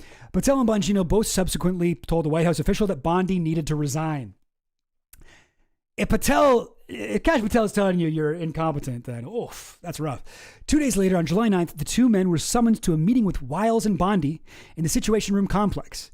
This part's awesome. Oh, fuck, I did it again, but this part's great. This is Bongino's finest moment right here, okay? This is his finest moment. I want you to picture this guy, Dan Bongino. He did, you know, unlike a lot of these other guys, he seemed to genuinely believe that, you know, it was, at one point in his life, he was like, we should actually probably stop elite pedophiles. Of course, he did when he became the, whatever, FBI, what was he, FBI director? No, that's Kash Patel. I fucking forget what his title was. Anyway, once he joined the Justice Department, the FBI, he was like, no, I get it. I'll gladly run cover for Trump, who is obviously a pedophile, obviously associated with Epstein. Yeah, I will definitely do that. No problem. But we should do something. Like, we should be a little bit more strategic about it. But right here, you guys are going to love this. All right. So, Patel and Bongino were the last to enter the small wood-paneled room. Seated around the table were Bondi, Wiles, Blanche, and Taylor Budowich, one of Wiles' deputies. The moment Bongino sat down, Wiles told him that she had been informed he leaked a sensitive story about Epstein and Trump to ABC News. So she's like, we think you leaked a story to ABC. Bongino says, I'll tell you what, I'll give you $100,000 cash right now. I'm not kidding. Walk out to West Exec, put you that reporter on speaker, and get him to admit I leaked it. $100,000. Yo, I gotta respect that. He's talking to the fucking White House chief of staff. Like, I gotta respect anyone with the stones to talk to their boss like this. Amazing. Wiles snapped back, well, we all got ourselves into this. Bongino cut her off. No. We didn't get ourselves into anything. I warned you guys about this the whole time, and you ignored me. And exactly what I said was going to happen, happened. And now you're pretending I was in on this? I was never in on this. Oh, I obviously I fucking hate this guy, but I have to admit, that's awesome that he said that. Wiles put Bongino on the spot. Going forward, she said, we're all in. Okay, what do you think she means by that? Going forward, we're all in. We're all going to agree to move forward. Are you in or not? And I think what she's saying is, we're all in as in, we're going to do whatever the president says. From now on, we all just do whatever Trump says. Trump creates his own reality and we enforce that and we live inside it. Okay. No more of this like thinking for yourself stuff. All right. Are you in or not? That's how I read that. I don't know. It's vague, right? But that's how I read it. Bongino goes, no, I'm not. This is not my plan. I'm not part of this going forward. Forget it. I'm out of here. He stormed out of the Situation Room and on to West Executive Avenue, where he climbed into the back of Patel's armored SUV and directed the driver to take him to FBI headquarters. Kind of sounds like he left without Patel. Kind of sounds like he left without Patel and then took Patel's ride. Anyway, I don't know. Probably not. Some of Bongino's close friends hoped he would resign. And like reading that, I'm like, and he didn't resign. He kept working there? Really? But this fucking loser, this fucking cucked loser gets all up in his fucking boss's face like that. And then he's like, but I still want to work here. Yeah, I'm still going to be clocking in. But if he'd left an act of protest that would have made him a MAGA martyr and only increased his following, 100%, that should have been it. Fucking idiot. But White House advisors intervened, urging him to stay. If he quit over Epstein and went public, it could severely damage the president. Bongino told associates he would remain for Trump's sake and keep pushing for more Epstein information to be released. Idiot. Privately, he seethed. In conversations with confidants, he lamented what the job had cost him. Millions of dollars in podcast revenue, family time, his audience. He was getting torn apart over a strategy he had opposed from the start. God, you have to love the, I don't know, poetic, justice, irony. This really is like karma. You know, this guy is getting hoisted by his own petard or whatever, on his own petard, whatever the expression is. The relationship at the top of the jar. Okay. He calls Pam Bondi Blondie. Blondie fucked this whole thing up, Bongino later told a confidant, echoing Laura Loomer's derisive nickname for the Attorney General. She was the one on TV saying over and over and over they had all this stuff. There was never anything. We were always clear about that. But now everyone thinks we did something wrong, and I gave up everything. Bongino complained he'd given up his high-rated show and millions of dollars. Now it's all disappeared because people think we screwed something up with Epstein. And you did, Bongino paused. This is going to be Trump's Iran-Contra. All right. Shit really starts going bad now. And it says, reading this, Pam Bondi takes a lot of the blame here. And people knew that. All right, here's a clip from Megyn Kelly at Turning Point USA. About Epstein, you have not seen him except for one joint appearance with Dan and Cash on Fox. Well, it's a little quiet though. Hang on, let me see if I can. Can I turn this up a little bit? No. Can I turn this up a little bit? Yeah. Hang on. Running all over the media looking for attention on this, yes, clickbaity story. Who have you seen? Pam Bondi. She has never missed an opportunity to go on television and. So yeah. Okay, so yes, I see what you guys are saying. Who was the main source for this? Was it Bongino? That would make sense, but I don't know. I saw some people earlier in the chat speculating that it was JD Vance. That seems more likely to me because Bongino still doesn't come out looking that good here. Like he still comes out looking like a hypocrite. JD Vance seems like a lot smarter and wiser. I don't know. Maybe it was both of them. I don't know. But who knows?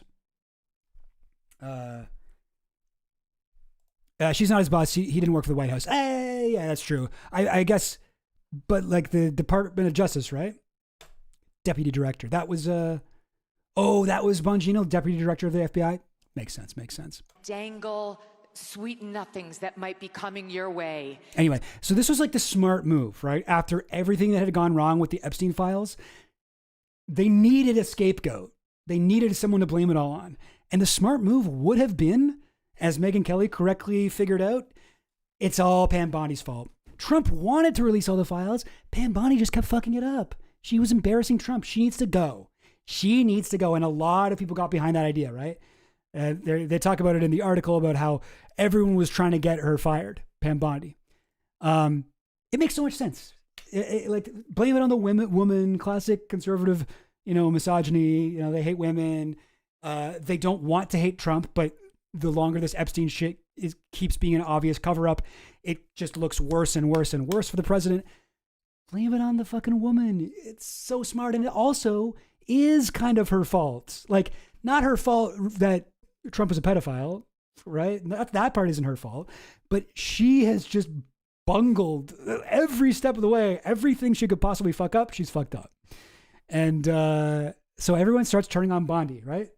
Seems like, and this would have been a great strategy, but no. Who comes to her defense? Donald J. Trump in this classic Truth Social truth. What's going on with my boys, and in some case, gals? They're all going after Attorney General Pam Bondi, who's doing a fantastic job. We're on one team, MAGA, and I don't like what's happening. We have a perfect administration, the talk of the world. Not in a good way, though, dude. And selfish people are trying to hurt it all over a guy who never dies. The guy who never dies, Jeffrey Epstein. Are you still talking about Jeffrey Epstein? This guy's been talked about for years. For years, it's Epstein over and over again. Oh. That is unbelievable. Why are we giving publicity to files written by Obama, Crooked Hillary, Comey, Brennan, and the losers and criminals of the Biden administration? Files written by Obama? What the fuck are you talking about, bro? Jesus Christ. Amazing. The laptop. What about the Biden administration and the laptop from hell? I love how he uses quotation marks. Anyway, why didn't these radical left lunatics release the Epstein files? If there's anything in there that could have hurt the MAGA movement, why didn't they use it? Okay, so then release them. If there's nothing in there that hurts you, why aren't you releasing them? Anyway, it goes on for a while. We don't really need to read the whole thing, but it really is. He really is one of the most talented posters. The Democrat Epstein hoax. Yeah, I think I have the first Truth Social truth that he says that right here. The new scam is what we will forever call the Jeffrey Epstein hoax. And my past supporters have bought into this bullshit, hook, line, and sinker. They haven't learned their lesson and probably never will, even after being conned by the lunatic left after 8 long years. Amazing. The radical left Democrats have hit pay dirt again. Fantastic. Thank you for your attention to this matter. He signs up both of these things. What the fuck do you mean it's a hoax? In the article, they even say, Trump somewhat nonsensically called the Epstein case a hoax. They're like, yeah, we honestly don't know what he meant by that. Then proceeded to heap abuse on members of his party and his base, disavowing their support, calling them past supporters and weaklings. Oh, God. Yeah. When I say that everyone handling this in the White House was an idiot, that does not exclude the president himself. A fucking moron. A moron. And yeah, so they're talking about here, okay, we're going to be transparent. We're going to give them some stuff. No, you're not. There was one major obstacle in the path of a solution. The president himself still had no interest in transparency. He wanted the whole Epstein issue buried, and he was snapping at anyone who mentioned it. His staff largely avoided the subject in their conversation with him, forced to worry amongst themselves. Yeah, this is when Are you still talking about Jeffrey Epstein? That was when he said that. Oh, God. Just so beautiful, this whole moment. Thomas Massie, Ro Khanna, blah, blah, blah. They filed the Epstein File Transparency Act. And just as J.D. Vance said in the 4th paragraph of this article, we are eventually going to have to give them the thing. They are going to get this shit released. Oh, I think his posting has fallen way off. Yeah. I mean, it's been a while, but like, it's been a while since he's coined a phrase as far as I know, but like, what's going on with my boys? And in some cases, gals, like, God, thank you for your attention to this matter. We don't fully appreciate yet how much this guy's affected the English language. This guy's like Shakespeare. He's given us phrases. Many such cases is from a Trump tweet. Like, he gives us these gifts of the English language, and it's kind of his greatest contribution to the world. Seriously. But yeah, I don't know. I haven't, it's been a while since, somebody's done, oh, what's up, Big Jerry? WW Big J. All right, moving on here. As the president was trying to redirect everyone away from Epstein on social media, love that he thinks he can just be like, guys, that's enough. We're not talking about this. We're not talking about the Epstein anymore. It's over. It's not going to happen. Are you still talking about Jeffrey Epstein? Like he really thought he could just pull that move. Did not work. People just got more interested in it. Okay, I'm going to skip down here. All right.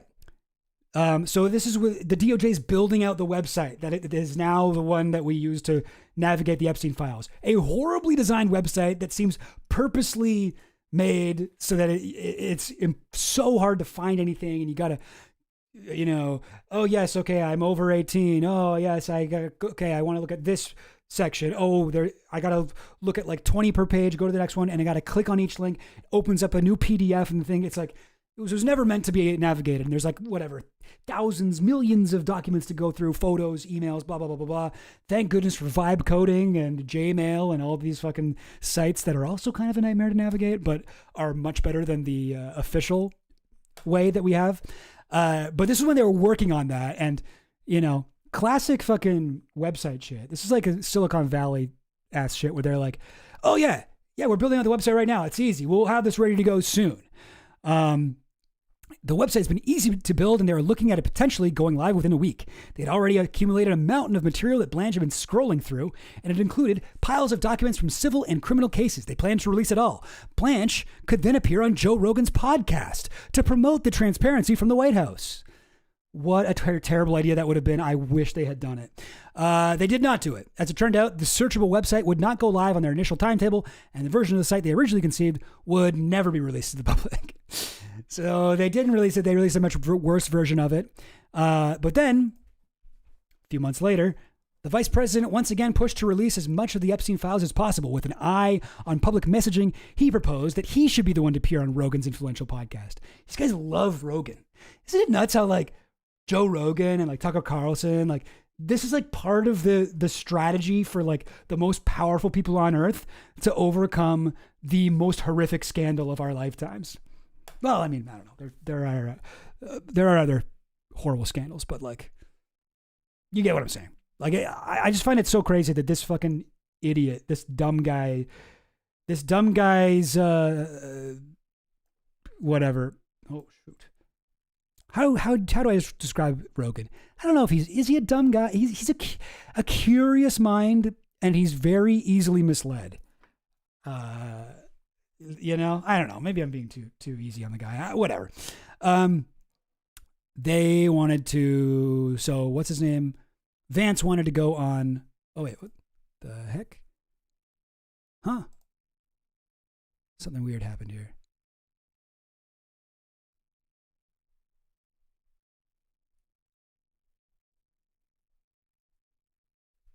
Oh, sorry, I'm sorry. I got really.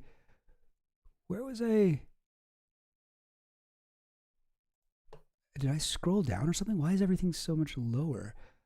Sorry, it's annoying because I had all of these things neatly aligned right next to the parts I wanted to talk about, but now it looks like they've all moved down. Did I move the entire thing up or something? Sorry, this is not that big a deal, but whatever, I can easily fix it. For 2 days, she told him she witnessed no troubling behavior. Oh, okay, where's the part where they talk to Rogan?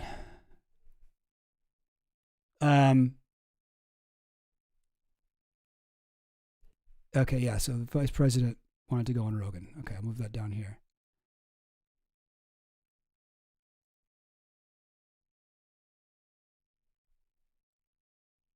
He should be the one to go on Rogan's influential podcast. Okay, that was a weird little issue. I don't know. I must have done something. Anyway, whatever. So here was his argument, and honestly, it makes a lot of sense. So Todd Blanchard's like, I'll go on and I'll talk to Rogan about the Epstein files. Vance argued that if he were the one to appear on Rogan's show, then only a part of the conversation would be about Epstein. The rest of the interview, he told the group, could be about the president's recently passed legislation and what it would do to working families. Much smarter idea. Again, I wish that Todd Blanchard had been the one to go on Rogan, because that would have been great. Yeah, did I zoom the main story by itself? Maybe. Can I even do that? Anyway, I don't know. I think it's okay now. All right, I'm going to jump way down in the thing. I might be missing something, but whatever. So okay, I guess we're almost at the end here. Aw, we're almost at the end. And this is also a little bit weird. But, the Epstein Files Transparency Act passed the House and the Senate in quick succession. November 19th, Trump yielding to the inevitable, signed it into law. Finally, he's like, fuck, all right, fine. I guess you guys can get what you wanted. You guys can have it. We'll do the Epstein Files. Whatever, fine. You guys hate me, right? You guys hate me. You guys don't even like me at all. Sorry. I'm trying to get this. Trying to make this look nice. Okay, whatever. That should be fine. What? Sorry, where were we? Okay, so they finally released a thing. The new law went further than the House subpoena. It sought a broader tranche of files and contained a warning to the administration that no record shall be withheld, delayed, or redacted on the basis of embarrassment, reputational harm, or political sensitivity, including no to any government official, public figure, or foreign dignitary. It sought everything that Trump had spent the better part of the year trying to suppress. According to a New York Times analysis, the pages ended up numbering in the millions, and the president, his family, and places like his Mar-a-Lago estate would be referred to more than 38,000 times. People use that stat a lot. To be fair to Trump, a lot of the times when it mentions Trump, it's just people talking about him because he's the president. If we had all of Epstein's emails and letters from the 90s when he and Trump were like best friends, we probably have a lot more, but most of what we have doesn't cross over with the time that they were hanging out a lot. The Trump Justice Department said there was no client list, but the entire episode was another flashing light in an era when belief in the American system of justice had corroded to the point of collapse. Raw witness accounts and evidence from incomplete criminal investigations were never meant to be seen by the public. There were long-standing systems in place to protect both the accused and the accuser. The files amounted to a public dump of any Justice Department document that mentioned Epstein's name, no matter whether the information was confirmed as accurate or not. The released pages did name many powerful men. Among them was Epstein's former close friend, now the President of the United States. In a January 2020 email, a federal prosecutor told a colleague that Trump had flown on Epstein's private jet far more than anyone knew. Flight records in the files showed at least 8 trips between 1993 and 1996, sometimes with his second wife, Marla Maples, sometimes with his children.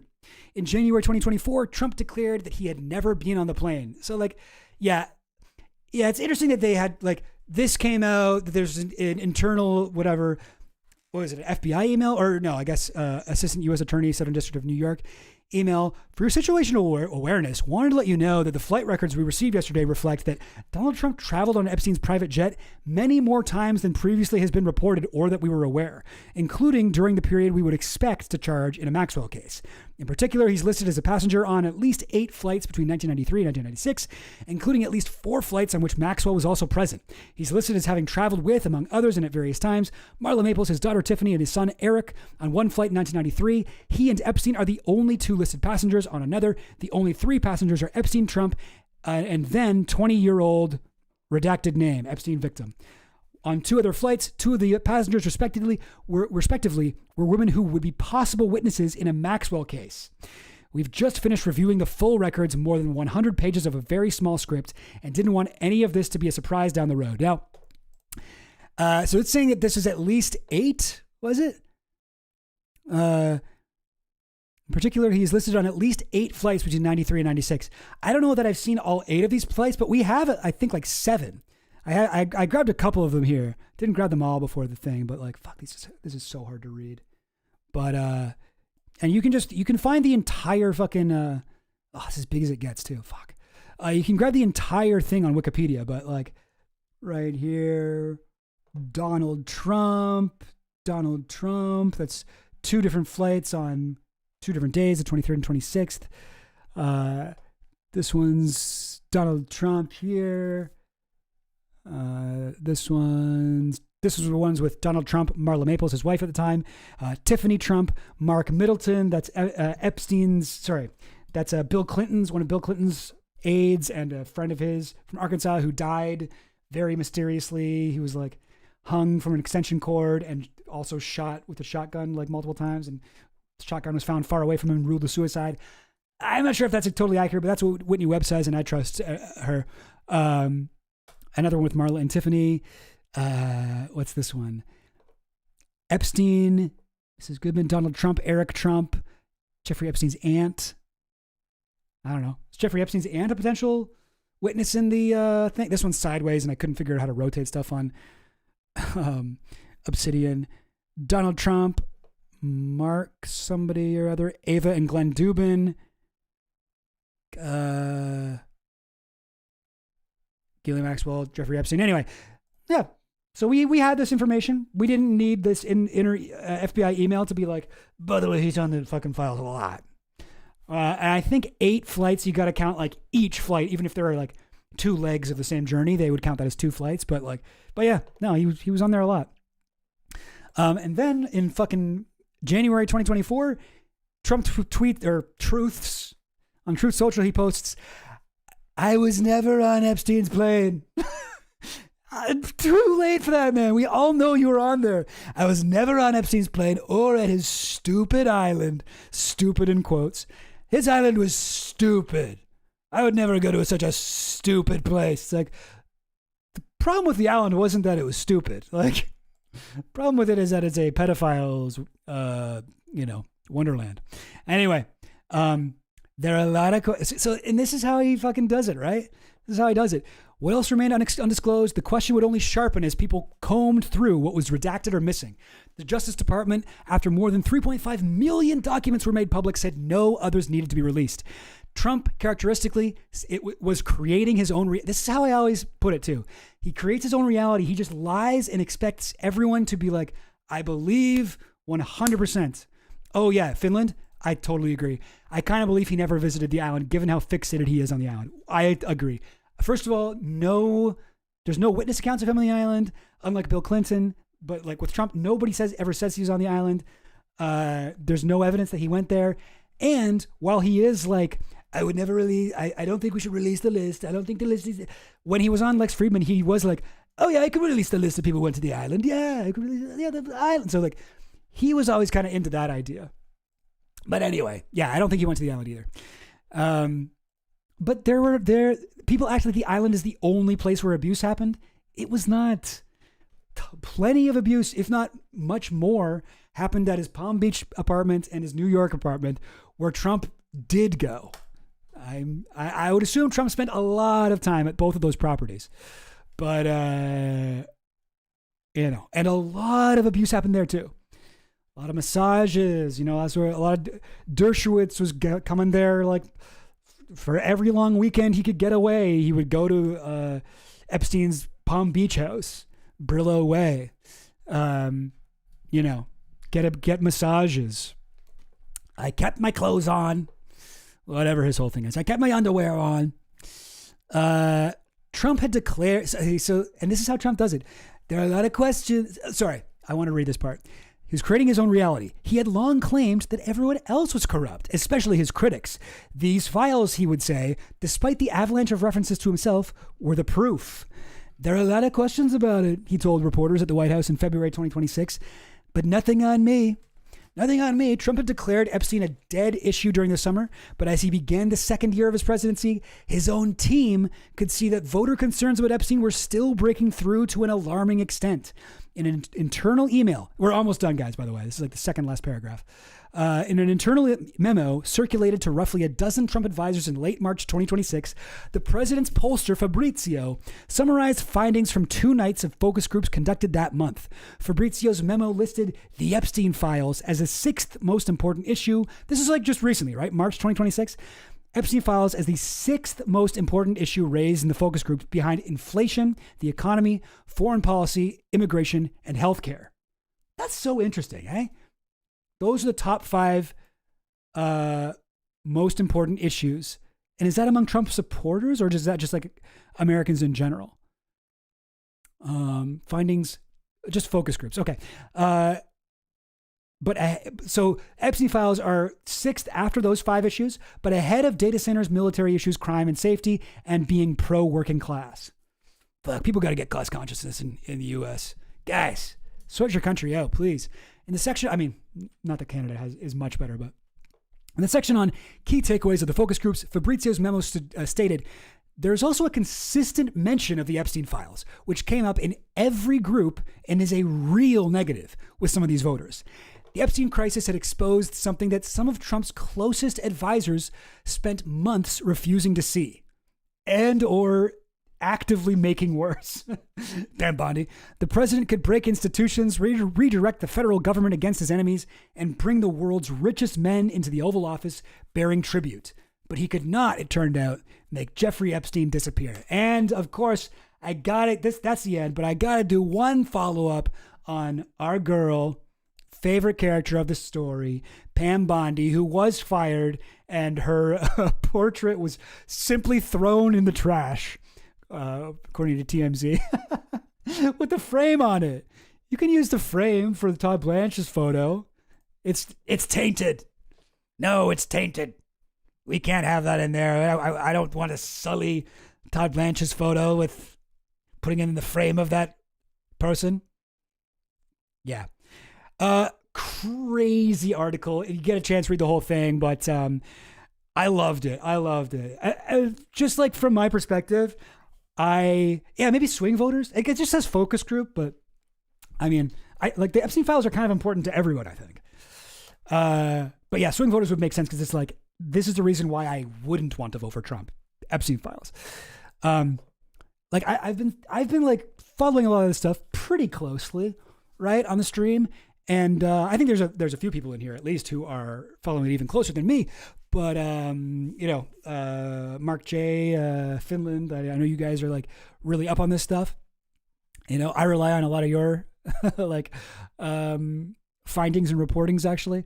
But like even like from my perspective, like I've sort of had had an inkling of what was going on, right, in the White House, and I was like, they got to be fucking frantically running around trying to, like, I could have imagined something. I could have probably, if I sat down, I could have put together a timeline, but like to see it all laid out like this, you know, from these, like, whatever their sources were here, maybe JD Vance, maybe Bongino, maybe Todd Blanche, who also comes across kind of good. Like, it is just so satisfying for me to read. I loved it. Great article. But yeah, guys. I'm trying, like, how come keep pressing the button. Weird that, anyway, whatever. I don't know what happened, but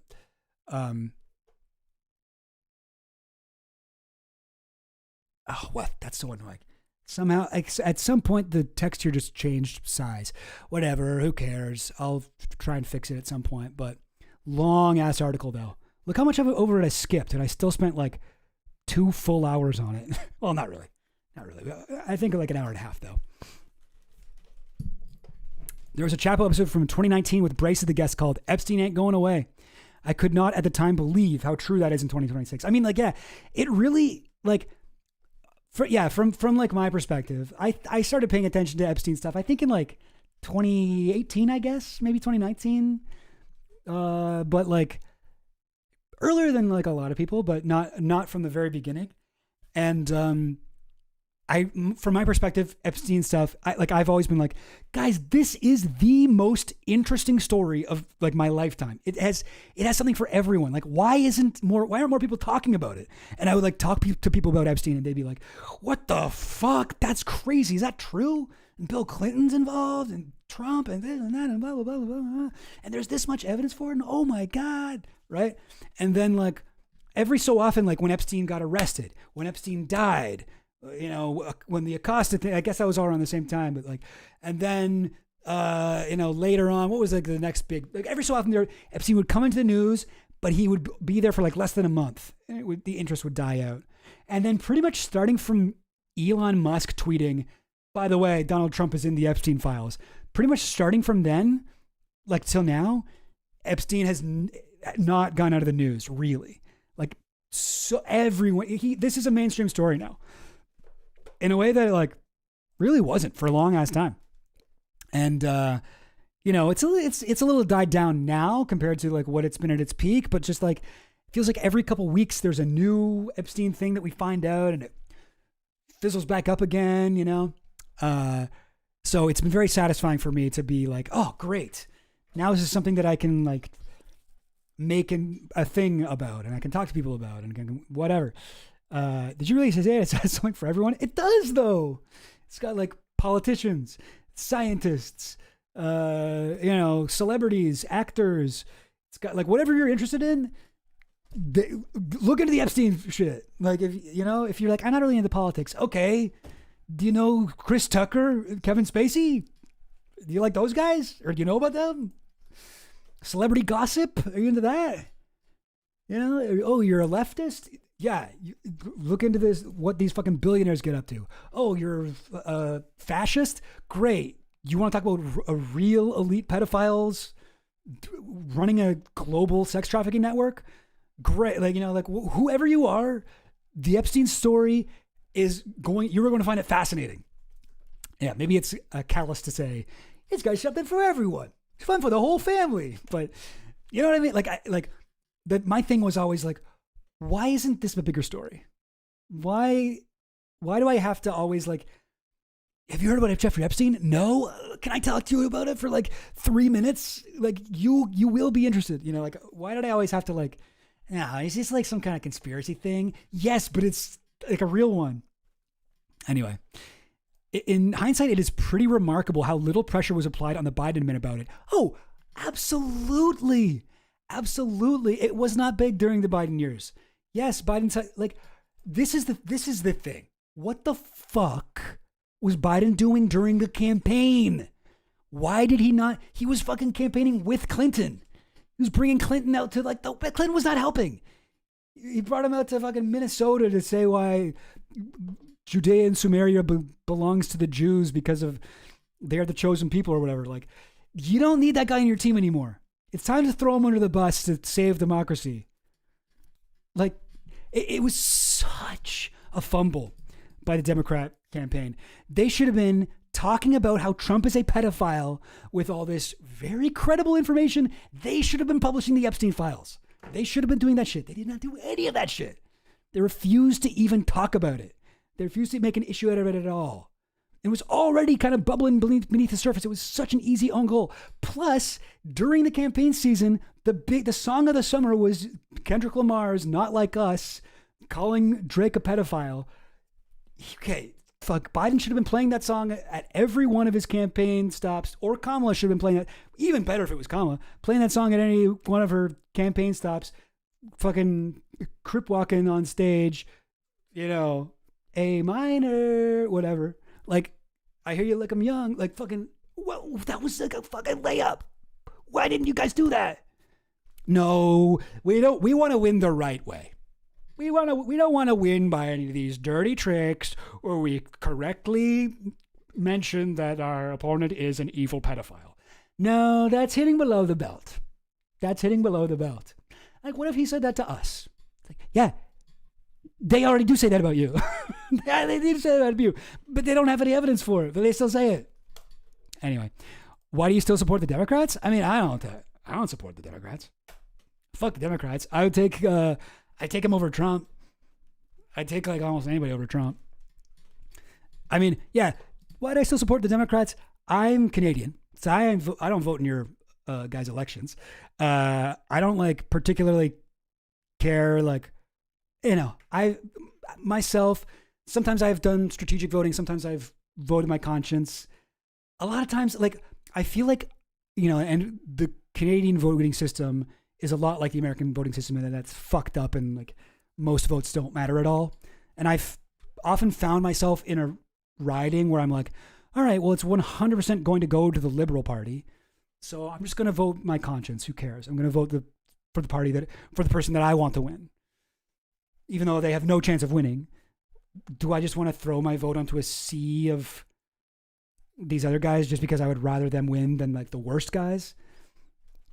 Like, you know, and I think like a lot of people in the US are in a similar situation where they're like, oh, you know, I'm in a red state. I'm in a blue state. Like, my vote isn't going to really change things. If you're in a swing state, yeah, I would recommend that you go and vote Democrat. But for most people, you're just kind of going out there. I mean, from what I understand about American politics, you're just kind of going out there and, you know, you get an opportunity to have your voice be heard. I do think I'm not like voting is not, I do not really respect electoral politics as the best way to affect change. I think people should get involved in their communities, you know, join your local tenants union. That's the main kind of activism that I take part in right now in my city. But like, you know, do something cool. Join an org. Join something that's actually putting boots on the ground, knocking on doors, giving people like some sense of class consciousness, helping them rise up against the people who are actively oppressing them. But also you should vote. You know, voting is a very small flaw in the overall system of control that the elite have on us. You know, where occasionally the people are able to demand change. They are able to say, actually, fuck you guys. We're going to vote for someone that the powers that be did not expect to win. Honestly, Trump was kind of an example of that. But like, those people were very, you know, they were suckered into that by a charismatic demagogue, flim flam man. But yeah, I don't like Democrats at all. Like, fuck them. I mean, you know, I like some of them. I like Ilhan Omar. I like Rashida Tlaib. But even them, they're not perfect. They fuck up. I think it's dangerous to say that any one politician is perfect. And people do that. People really get into the this mode where they look at politicians as like infallible gods. You know?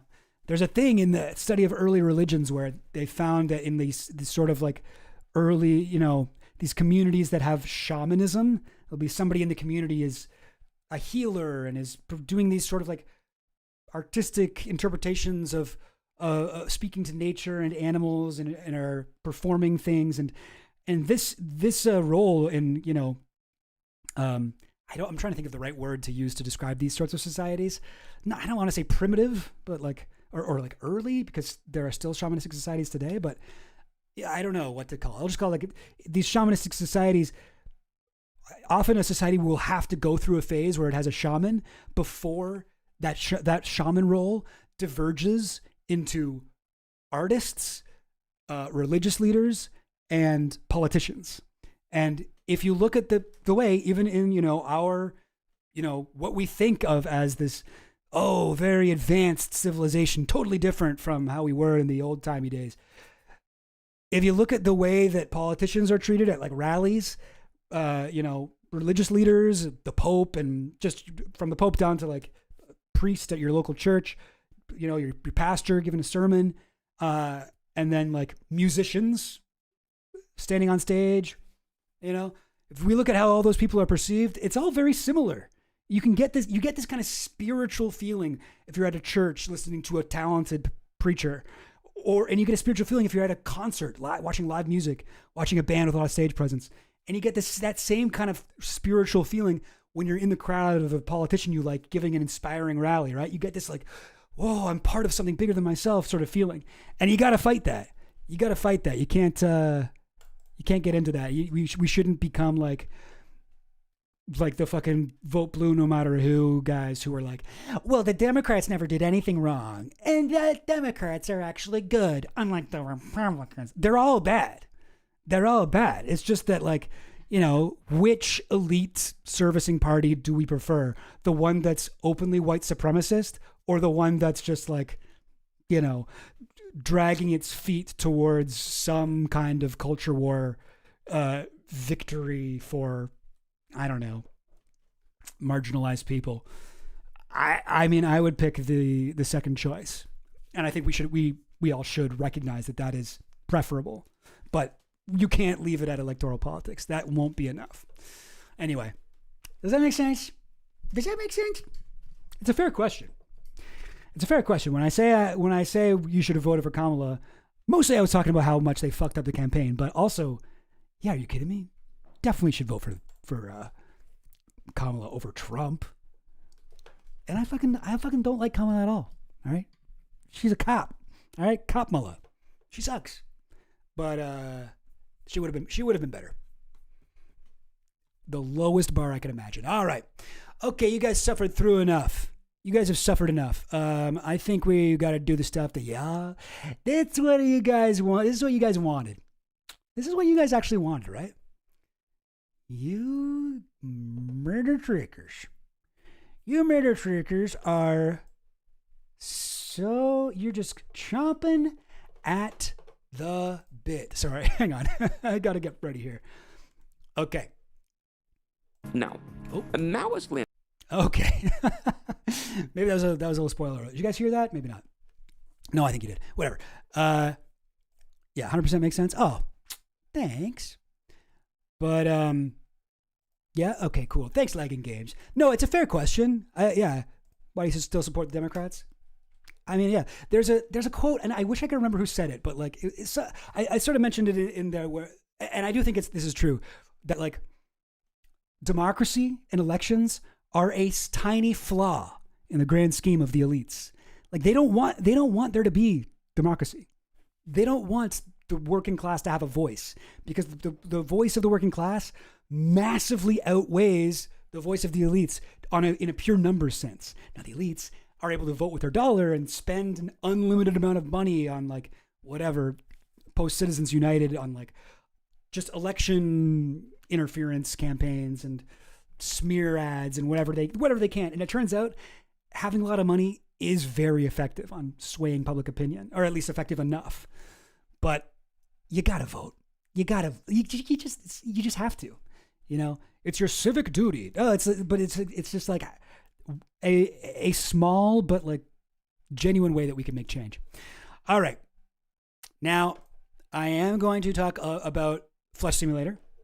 Yes, I will talk to Flesh Simulator. I know. You were fucked forever. Sorry, did I say fuck to Flesh Simulator? No. You were fucked No, I'm forever. fucked forever. I'm fucked forever for that. Here we go again. Here we go again with Flesh Simulator stuff. I've done like a few Flesh Simulator videos. Or, like I've talked about Flesh Simulator a few times on stream. And I used to talk about him in a way where I was like, oh, this guy's fun. He's a little bit more, pilled than me, but I enjoy his videos. They're fun. And at a certain point, I had to be like, okay, I'm not like going to recommend this guy's videos anymore. My main beef with the simulator has always been he's being racist. He's been racist and homophobic and transphobic and just like generally bigoted. He's saying the N-word on Twitter.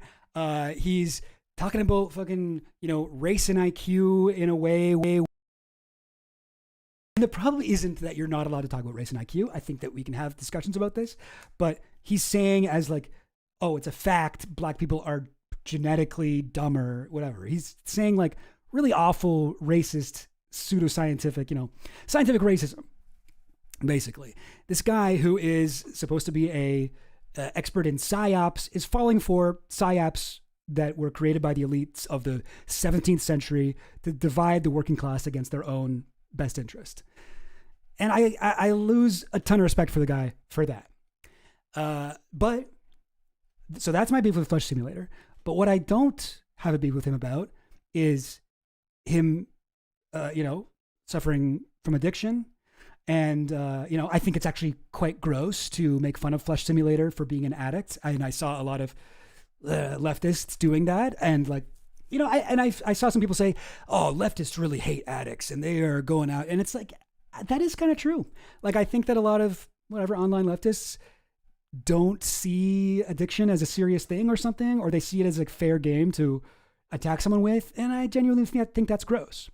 And another thing that I never would have encouraged was the doxing and like targeted group harassment against Flesh Simulator from a lot of people. I thought that was like cruel and awful. I genuinely believe that no one deserves that. No one deserves that. Yes, I don't like that Flesh Simulator I don't like that Flesh Simulator is racist, but I don't think that people need to be posting his like full name, just shit about his family, blah, blah, blah, blah, blah. I don't know. That's not something that we need to be doing. And the only reason I bring this up is because over the past week, I got at a bunch of people in my comments being like, you made fun of Flesh Simulator's addiction. You did this, you did that. And I didn't do that. That was never my issue with Flesh Simulator. I made fun of him for being a racist. I talked about how I don't like that. And I did make fun of him for being cringe. That's what I did. Okay. I gotta make content. All right. I got a floundering YouTube channel. I don't know how to make it grow. Literally the most effective thing I found is to talk about Flesh Simulator. People tend to watch those videos. So here's one last Flesh Simulator thing. And from here, I think we can move on. And actually, this one's kind of nice. Like it's actually, well, not nice, but it's, I think Flesh Simulator is comes out looking a little better after this thing. And I think he's been going through something. He's been going through something rough. Most of his videos are kind of like, oh, this guy's not doing well. And then all of a sudden he posts this and it's like, oh, actually it looks like things were worse than I thought. So he recently posted this video. It got taken down because it got brigaded, vote brigaded. Here, he actually explains it in the first section of the video. I'll just play. Hello. This is a re-upload of a video that I originally uploaded to this channel on June the 9th.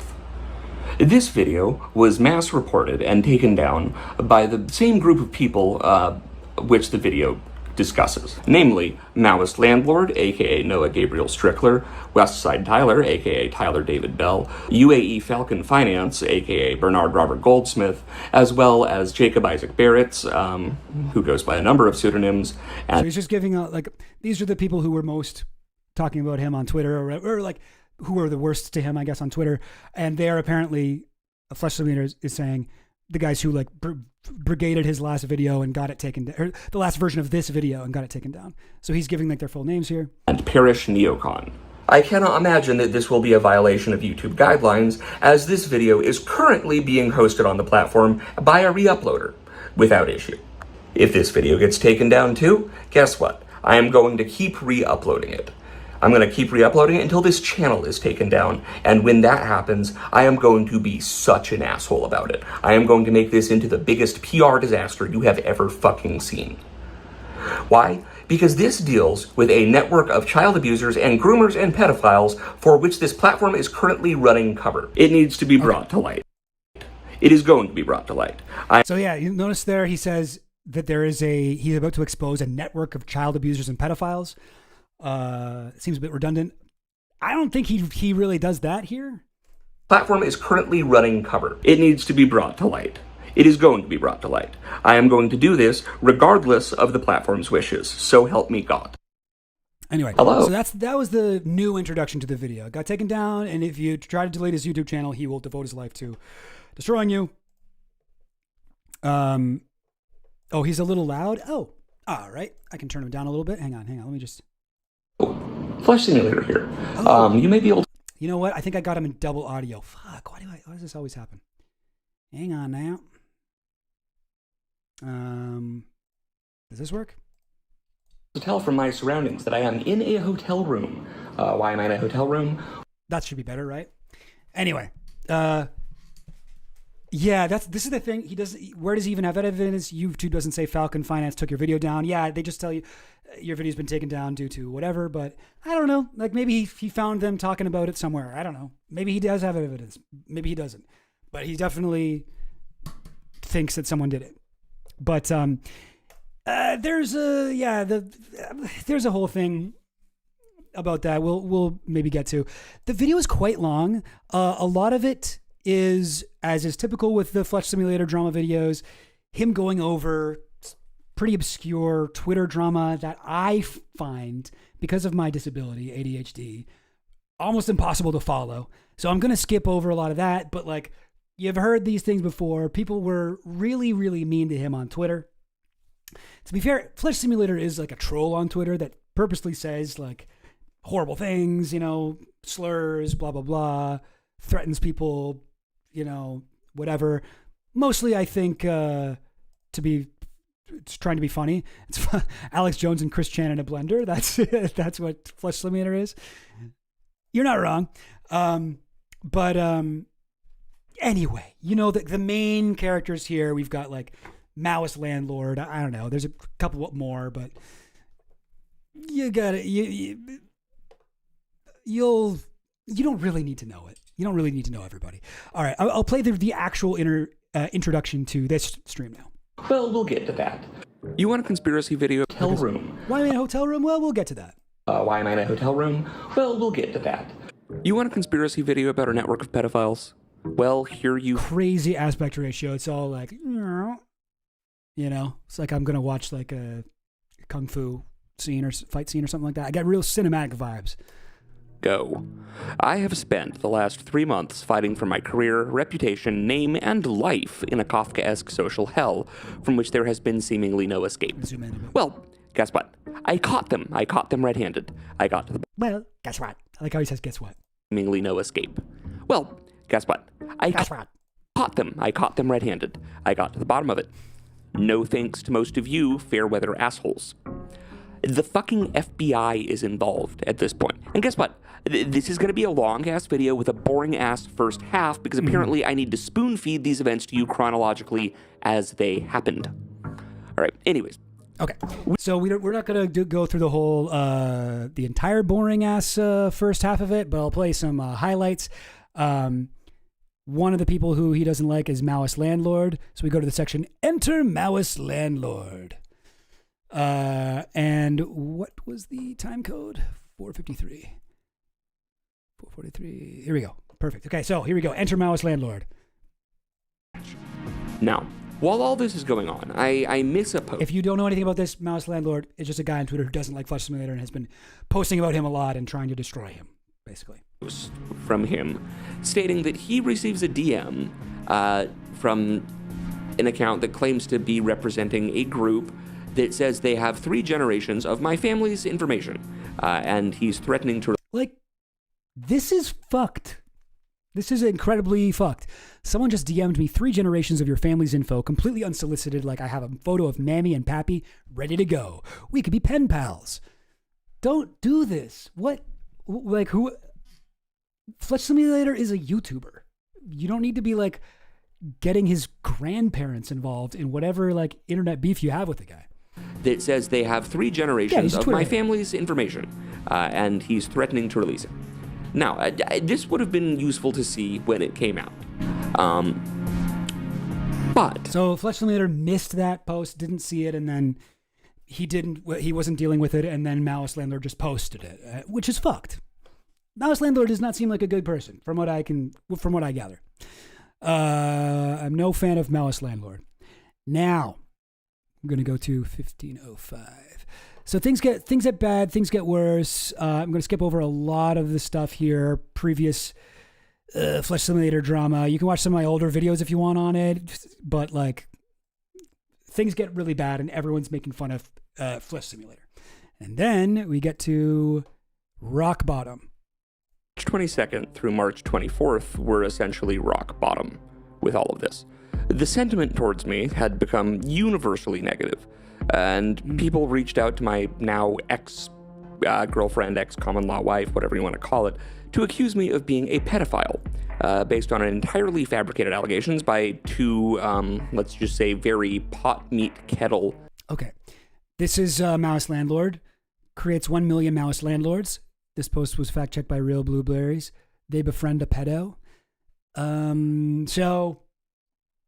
I'm not like, so, okay. Remember at the beginning, he was like, I have proof now that these guys did something and there's a secret network of pedophiles. So I will say, like, we haven't gotten there yet. I did walk away from this video being like, wow, people were actually like incredibly cruel to Flesh Simulator in like a fucked up way. And I think it does kind of make him seem, if not reasonable, then like understandable, some of the things that he was doing throughout this period. However, I do not think he really proved that there was a secret network of pedophiles. Maybe he did and I just missed it, but I do have also this video. Oops. That of going. Hang on now. This video from Malice Landlord where he goes over. That of going forward. So this is the other guy. He made a video and 316. Oh yeah. So right here, he talks about Red Noah. If you just stopped and went a different direction. Tell me a little bit about Red Noah. Red Noah was an idea I had when my band was booked for a show called Devil's Night. So as you can, I don't know if you can see it there. That's him, and he's in red, and he's the devil.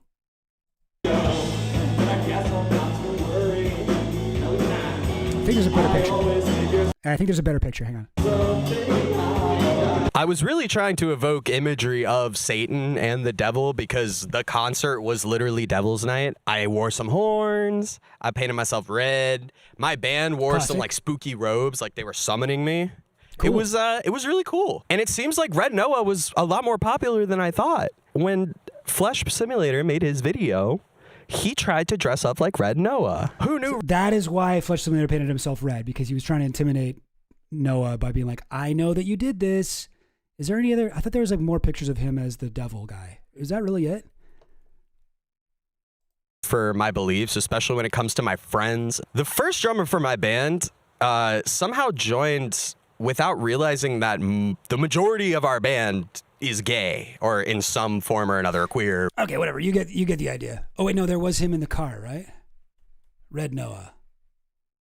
Oh no, he's got whatever. He dressed up in red. He painted his face red, and he was whatever. But Flesh Simulator seems to think. I mean, I don't know. Maybe I'm missing context here, but is the accusation that he's a pedophile just that he dressed up like a devil and did a show with his band? I don't know, but that's the vibe I'm getting, and I'm going to need more information if you're going to accuse someone of being a pedophile. Maybe I missed something here. Individuals, as well as lying about me being the aggressor in this whole fiasco. This is the beginning of the end of our relationship. All right. No. So here's where he gets the legal, gets a legal process involved here, and sends a cease and desist letter to Noah. I'm saying his real name now because I'm used to hearing Flesh Simulator talk about him, but to Maoist Landlord. March 24th. The cease and desist is sent. Maoist is informed of this fact. And again, Maoist has been posting insane shit, like doxing Flesh Simulator's whole family. Like he's been fucked. March 20th. It's actually totally reasonable to put a restraining order against the guy or cease and desist or whatever it is. I don't know. I don't get it. 6th. The cease and desist is delivered via certified mail and signed for by N. Strickler. I message Noah, that's his name, Noah Strickler, and ask him if we can move forward now. He is adamant that he didn't. So this is the text, conversation between Noah and Flesh. He's like, I don't live in there. Your lawyers are fucking stupid. They're fleecing you. And he's like, what do you mean? It was signed for by you. What are you talking about? Didn't receive any mail. I sent him the signature confirmation. He claims that it wasn't his address and it's not my address. That he has security camera footage of the mailman putting it in the mailbox without a signature. I asked him how he has access to the security camera footage if it wasn't his address and he doesn't live there. He blocks me from DMing him. Something. So, also, I mean, and I'm only hearing Flesh Simulator's side of the conversation, but yeah, this guy seems dumb. No, they don't know each other IRL. They don't know each other. This is a pure Twitter beef. To be fair, it's a very serious Twitter beef where, I think they're both posting public information about each other. To keep in mind for the rest of this video, Noah Strickler is very, very stupid. Too stupid for PsyOps to work on, which is kind of the problem. I think that's my favorite part of this. He calls Maoist Landlord too stupid for PsyOps to work on. Love it. All right, so whatever. Shit's getting weird. Somebody sent him photos of Flesh Simulator's whole family, like grandpa, whatever, grandma, mom, whatever, brother, sister. That's odd. But then something else happens. Hang on. I got to go to 1732. So this part's weird. Sending a cease and desist that he never received, and repeatedly making claims about me having relapsed on benzos. He coins the nickname Temazepam Tommy for me.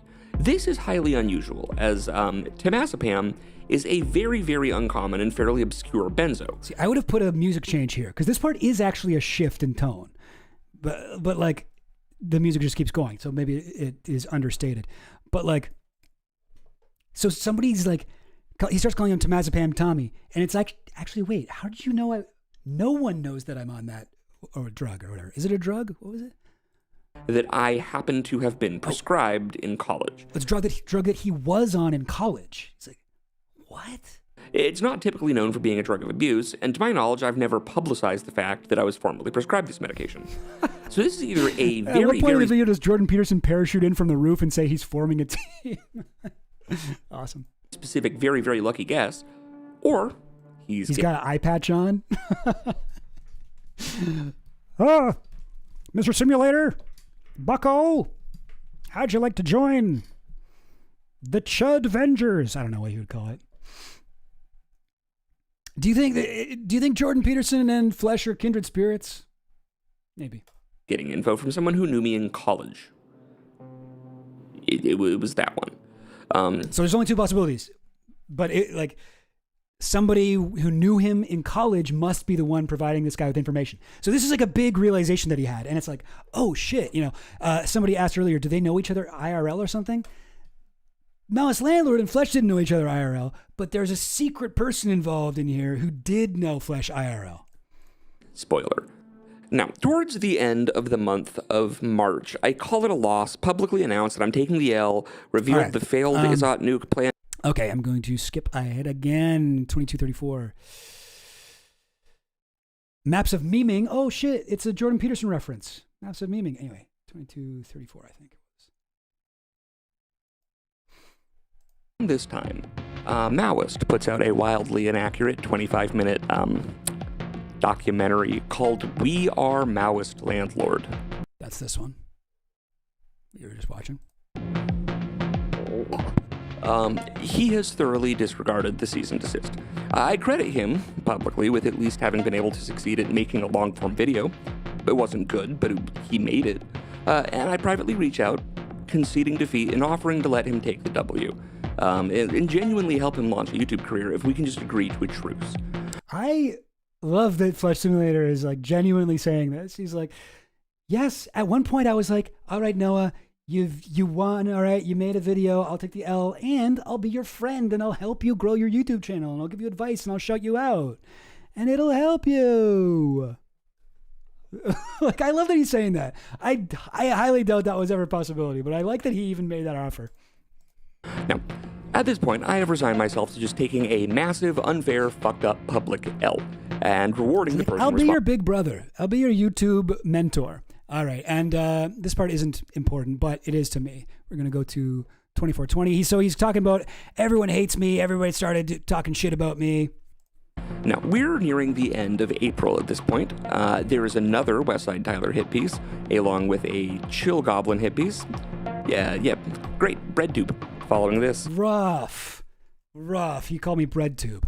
Now this. With a Chill Goblin hit piece. Yeah. Great. Bread tube. Following. And okay, I did make a video or 4 about Flesh Simulator. That is true. I'm sorry to say they did really well on my channel. I don't like doing drama shit, but I gotta fucking figure out how to make some money here. I'm putting a lot of effort into this thing. See how much stuff I'm uploading? See how many thumbnails I'm doing? It's crazy the amount of work this is for middling view counts. And it's annoying because Flesh Simulator had been like kind of like talking about coming after me on Twitter. Like here, if I go to popular, look at this. My #1 most popular video to date, I think, is this one. What's going on with Flesh Simulator? Flesh Simulator's not doing great. ContraPoints. I am become lol cow. This one. And this one, Flesh Simulator drops diss track. I think this is a pretty good thumbnail. You know, I think I did a good job with that one. Flesh Simulator's 4D chess move. This is from before I was like against him even. I was like, oh, I'm going to talk about Flesh Simulator's video about Epstein in like a friendly way. But yeah, so I have been doing shit on him. He did call me BreadTube. To be fair, I do stream with bisexual lighting. So, it hurts, but I can't really deny it. I should make that a sound drop, eh? I should make that a sound drop. But yeah, the only thing is, he had been posting about me on Twitter, and he was like, Chill Goblin, get your affairs in order. I'm coming for you next. And I was like, oh, fuck. Shit, I better get my affairs in order. And then he turns out the thing that he was coming for me about was just to say, your bread tube. I was like, I didn't need to get my affairs in order for that. Did I?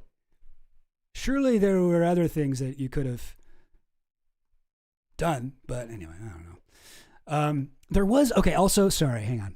I got to find this here. There was yeah, here it is. Now, I want to actually show this. So here it is on Twitter. Chill Goblin, I don't know who this guy is. Queeman, no idea. You're up next. Get your affairs in order. This was like a month ago. Is Goblin not cool? I liked his Pizzagate video, but haven't seen much else from him. And then Flesh Simulator goes, Chill Goblin made a hit piece on me, and his Pizzagate video is him reacting to a video by an actual pedophile who only makes videos debunking child sex abuse. The dude he was reacting to literally was like, people are making too big of a deal about Epstein and Jimmy Savile. I have to be honest, I don't know what he's talking about here. My Pizzagate video is like a 3-hour long, like in-depth examination of the origins of Pizzagate and giving my opinion on what parts of it are true, what parts of it are fabricated, what parts of it are somewhere in between, and giving my own theory, my own conspiracy theory about the true meaning, purpose, and like conspiracy around the propagation and spread of Pizzagate as a psyop. That's what my Pizzagate video is. his Pizzagate video is him reacting to it. Like, does he ever be confused with somebody else? Like, what is this? His Pizzagate video is him reacting to a video by an actual pedophile who only makes videos debunking child sex abuse. What? Anyway, so I don't know. I was sort of like, when he said get your affairs in order, I was like, oh, is he going to like dox me or something? Because like, you know, I don't have my real name out there. My real name isn't too hard to find, but I like having my real life be separate from my fake life. And my real life being the online chill goblin life, my fake life being like, you know, my friends and my family and stuff. But yeah, no, I was like, oh, maybe he's going to dox me. Maybe he figured out who I am. And then I saw this, and I'm like, not only does he not know who I am, he doesn't even know what my fucking Pizzagate video was. Anyway, so yeah, okay. I don't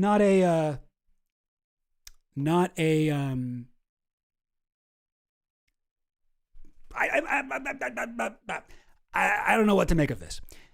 Flesh Simulator, what are you talking about here? What is this all about? Okay. Where were we? Following this, Maoist gets a 7-day suspension. Now, presumably due to me. So this part is where things get like quite insane. This is what you really shouldn't do. Not taking the bait and also wanting to add plausible deniability in some weird moronic way, Mark Harden 911 changes his profile picture to a photo of my brother, starts trying to get me banned from Twitter, claims I'm threatening him, and also starts posting fake names and addresses, claiming that they're him.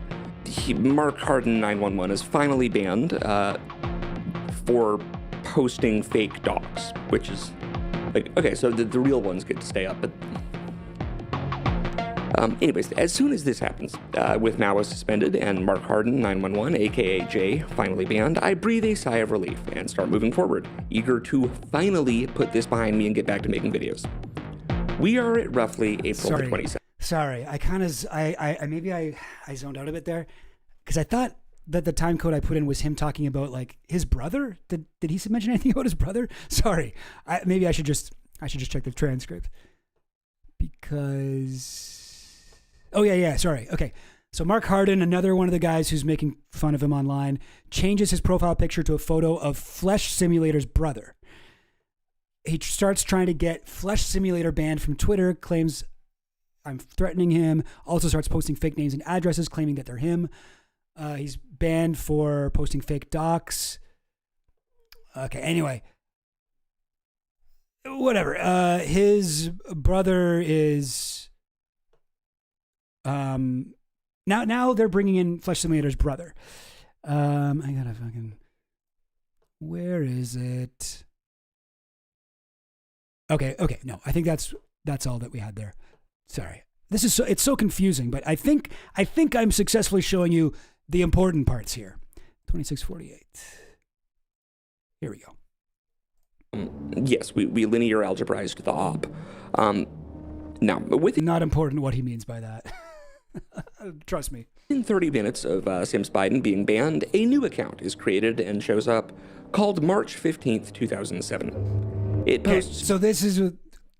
Basically, he's saying like a bunch of these accounts, and he's used some AI system to figure out that like they're all the same guy. It's secretly the same guy with multiple sock puppet accounts. He's gone full Jesse Brown.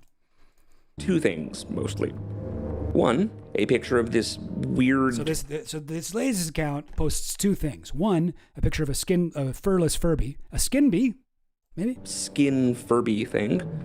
And then two, a meme that's just a picture of me with the text, "Hi, I'm Thomas, and I was kicked out of the University of Maryland following a Title IX investigation."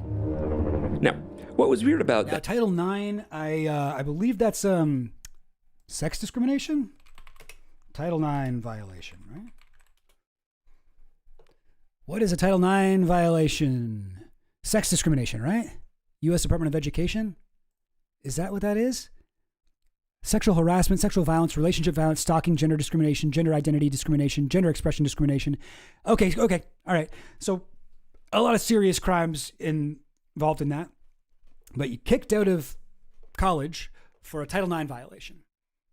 So that's an intense thing to accuse someone of. That was that. So he's like, But this was like not just a baseless smear, although the Title IX thing was not true, according to Flesh Simulator. The fact that he was kicked out of college is true. The Title IX part being wholly fabricated. I was, in fact, kicked out of UMD for drugs. But this is the second time that something has been like, hey, wait, how did you know that? There are 2 other posts from this account that break the mold. One, early on, asking me, what, so you can get this account banned too? Which is a pretty clear indication, given it was created 30 minutes after Simps Biden got banned, that this was also Jay. And then the other post. Eventually, after he, spammed me with like, hey, you're a rapist meme, and then the skin Furby thing for like 12 straight hours, posting roughly every 5 minutes, he broke the pattern again. This time, he posted the job title and employer of my then common law wife, better known to you all as Mrs. Simulator. Mrs. Simulator is not... Okay, this is fucked. This is fucked. ...on social media whatsoever. She's just a person. You know anybody like this? They're not on social media at all? They just are a real person? That's crazy. She went to extraordinary lengths to maintain her anonymity. This info wasn't found, it was furnished by someone who knew both of us. That is not a long list of people. Now, at this point, it was pretty clear that things are about to go south here. So I revealed the one card I still had up my sleeve. So this guy, I forget what the guy is on Twitter, is like August 7th or something like that. His name is A Day. And he's posting like really, really personal stuff about Flesh Simulator that only a few people would know. And he's also doxing Flesh's girlfriend, who isn't online. And you would have to know her in real life to know these things. You see, I knew who Jay was. So as a last ditch, sort of like, hey, there's still a chance for us to both walk away unscathed, I posted something that wouldn't mean much to anyone else, but would be immediately identifiable to Jay. About a minute after he posts Mrs. Simulator's employer. Music's doing your head in.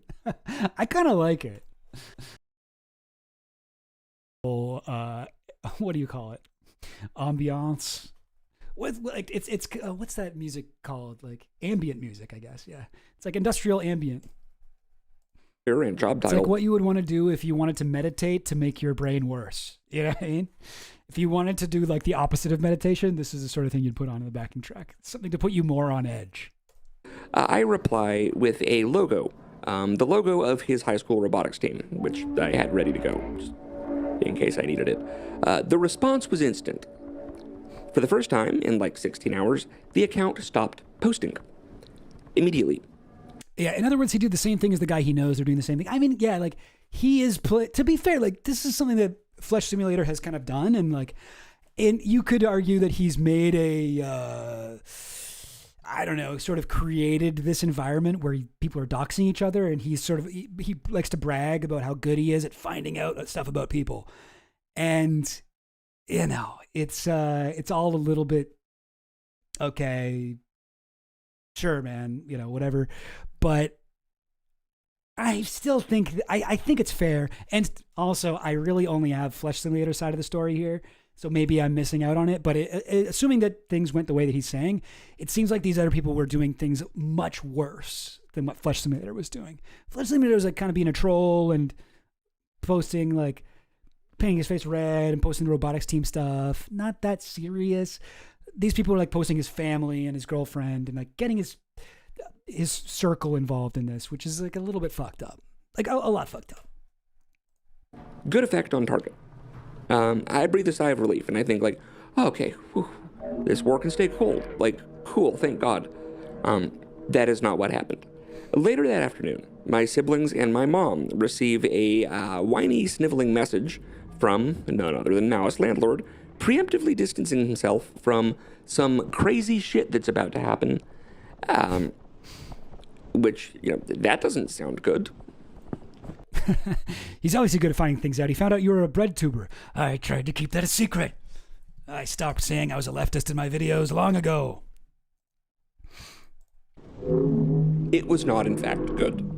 About 4 hours later, There like things are getting bad, right? is a sudden onslaught of posts from accounts impersonating my sister, brother, mother, and then partner, with their face and full name and realistic sister, brother, mother, and girlfriend bios. Full names, full face, bios. Their home addresses, addresses, their employers, spamming racial epithets, and disgusting sexual comments. Like, what the fuck? Like, don't do that. I immediately began playing whack-a-mole with Twitter's report system. This is like, this might be hard for people to understand, like, how rough it is to go through something like this. But like, this doesn't just happen to like, niche internet micro celebrities or like influencers or content creators. This happens to like normal people too. This is what cyberbullying is right now. This can happen to like high school kids. Unpopular kids in high school can get like their whole life blown up online, and things can go viral in a negative way, and having just like nothing but negative comments, and having people in your family get doxxed, and having shit go, people thinking the worst of you. It really is a horrible experience, and I completely empathize with Flesh Simulator on that shit. And I want to emphasize again, I always have empathized with him on that. And what's frustrated me about a lot of this saga is, while I do agree with a lot of his critiques of the left and of just like internet, whatever, culture in general, and I would love to have a conversation with the larger kind of online, I don't know, left movement, or the leftist, the pilled left, the tinfoil hat conspiracy brained left. Like, it's sort of hard to do when he's also going off and saying all this race science shit and like, gay guys are pedophiles and stuff like that. I wish he wasn't combining all of his worst opinions with this like actual problem that would be good to have a talk about. Anyway. But because of the way reports on Twitter work, the reports just keep getting automatically rejected. Now, when I don't react, Jay does something to force my hand, which was actually really pretty diabolical. He uses an account pretending to be my brother and posts a photo of Mrs. Simulator along with her address and full name and says, someone should go rape this. This is like very intense. I'm going to skip over it, but it's got like a couple of slurs and just a fucked up thing to say. I'm going to skip it, not because I'm like, Flesh Simulator's not allowed to say this or anything. I just don't want to get this like whatever stream taken down or affected or whatever. I'll just mute him actually.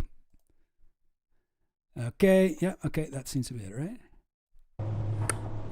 He then begins to use other alts to link that post under posts. And again, remember, this guy is doing this while pretending to be Flesh Simulator's real life brother. All right, with his full name and photo as his profile picture. My brother's employer, where he sends pictures to his brother's employer. Holds a very public-facing and very important position, along with comments about these posts. Things like, I can't believe you would promote someone who privately posts racist, misogynistic, anti-Semitic filth like this. Fire him. So this is really a rock and a hard place situation at this point. Either I can ignore it and let my brother get promptly fired. Like, Jesus Christ. Like, this is so intense. Or I can amplify the docs in order to get it taken down faster. Okay, so this part is so odd, but it kind of makes sense, I guess, in a weird way. Flesh Simulator's trying to get that post taken down because it's like actually threatening his brother's career, and he's reporting it to Twitter. This is false. This is whatever. This is like a smear campaign, blah, blah, blah, blah, blah. They aren't paying attention. They aren't responding because the post is not that big, right? It's just like a small account, posted it, doesn't have a lot of views, but the person has sent it directly to his brother's employer. So it is still having an effect in the real world, but Twitter isn't prioritizing it because it's not like super viral. So Flesh Simulator is like, the only way to get this taken down is if I boost it. So he like retweeted it on his page and was like, what the hell is this? You can't be doing that, blah, blah, blah, blah. Purposely getting more attention to it. And remember, not only is this like smearing his brother, it is also a dox of Flesh Simulator's extremely offline girlfriend. So he's not only Is he boosting the amount of views going towards this? Going towards the smear of his brother? He's also doxing his own girlfriend. But he's doing it so that Twitter will pay attention to it. I would not have done this, but I can follow the logic, and I could even see the argument that this is the best option he had. But I know I personally would have tried something else. I don't know. And I don't know what I would have done, and it might have not been as effective. Make it clear that, like, no, this isn't real. I pick the latter.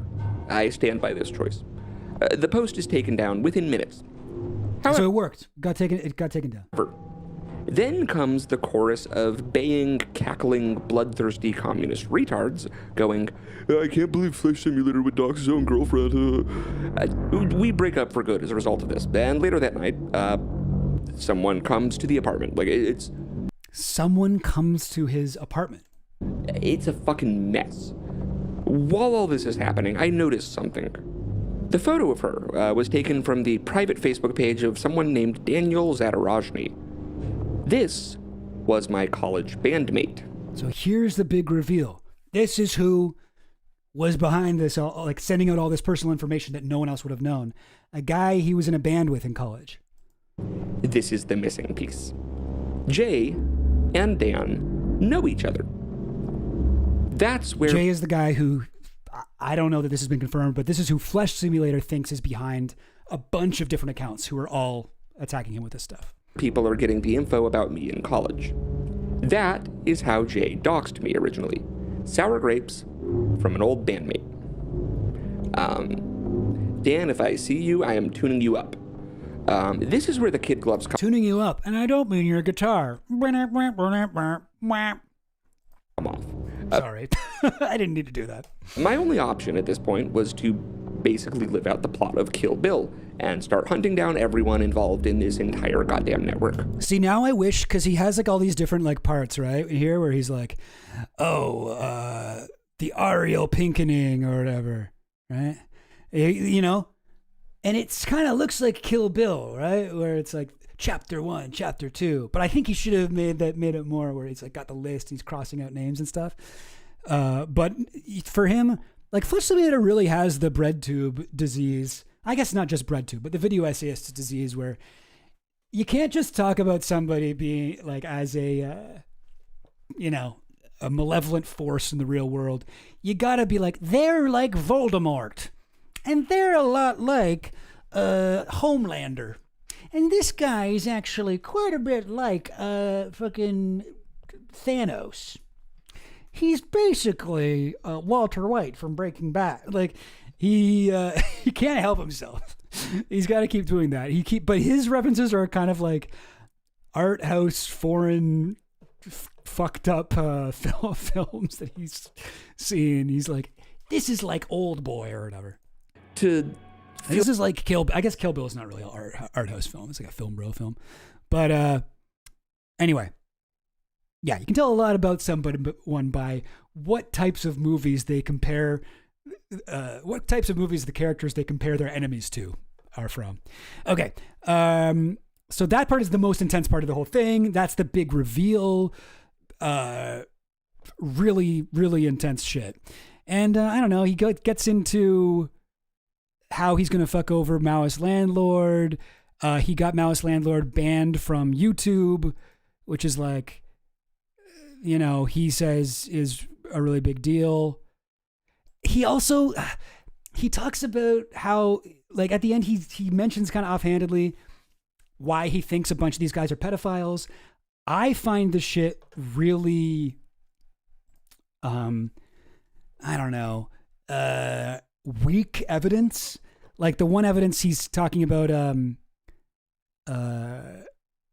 what's his name? The Falcon Finance guy, Bernie or whatever. Falcon.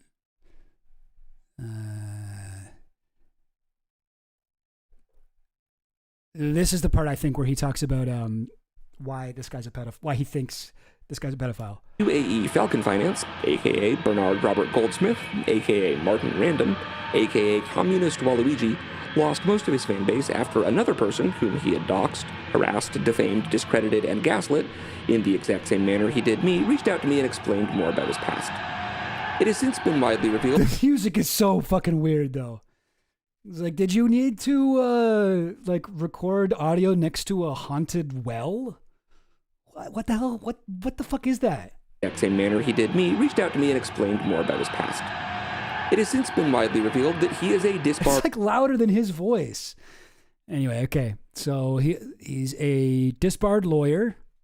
Who has admitted to spending multiple months as an adult while he was in law school involved in the distribution of child sexual abuse material. So he's 14. Okay, and this is when he's talking about, because Falcon Finance claims, and I think his story mostly checks out as far as I can tell. He was one of the people who started... so this is what I'm playing right now. He was one of the people who started 4chan.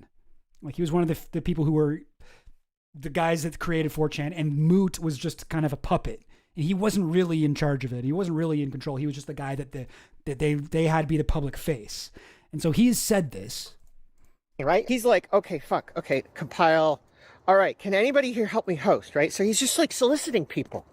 And so he solicits this one pedophile who's like, I will host everything in exchange for you having a lolicon board. And that was the deal. Like, until like month 3 or 4, when I finally got us to go like, hey man, no. In exchange for web. And that's his evidence. Now, listen, is this a semantic argument? I don't know. But like, he claimed at the beginning, he's like, there's a network of pedophiles that I will expose. And if that isn't the evidence of that, you know? It seems like from the story, he's saying that 4chan was convinced to have a lolicon board, which is like, you know, the like drawn photo, not photo, but drawings of children, pornographic drawings of children. Admittedly a fucked up thing.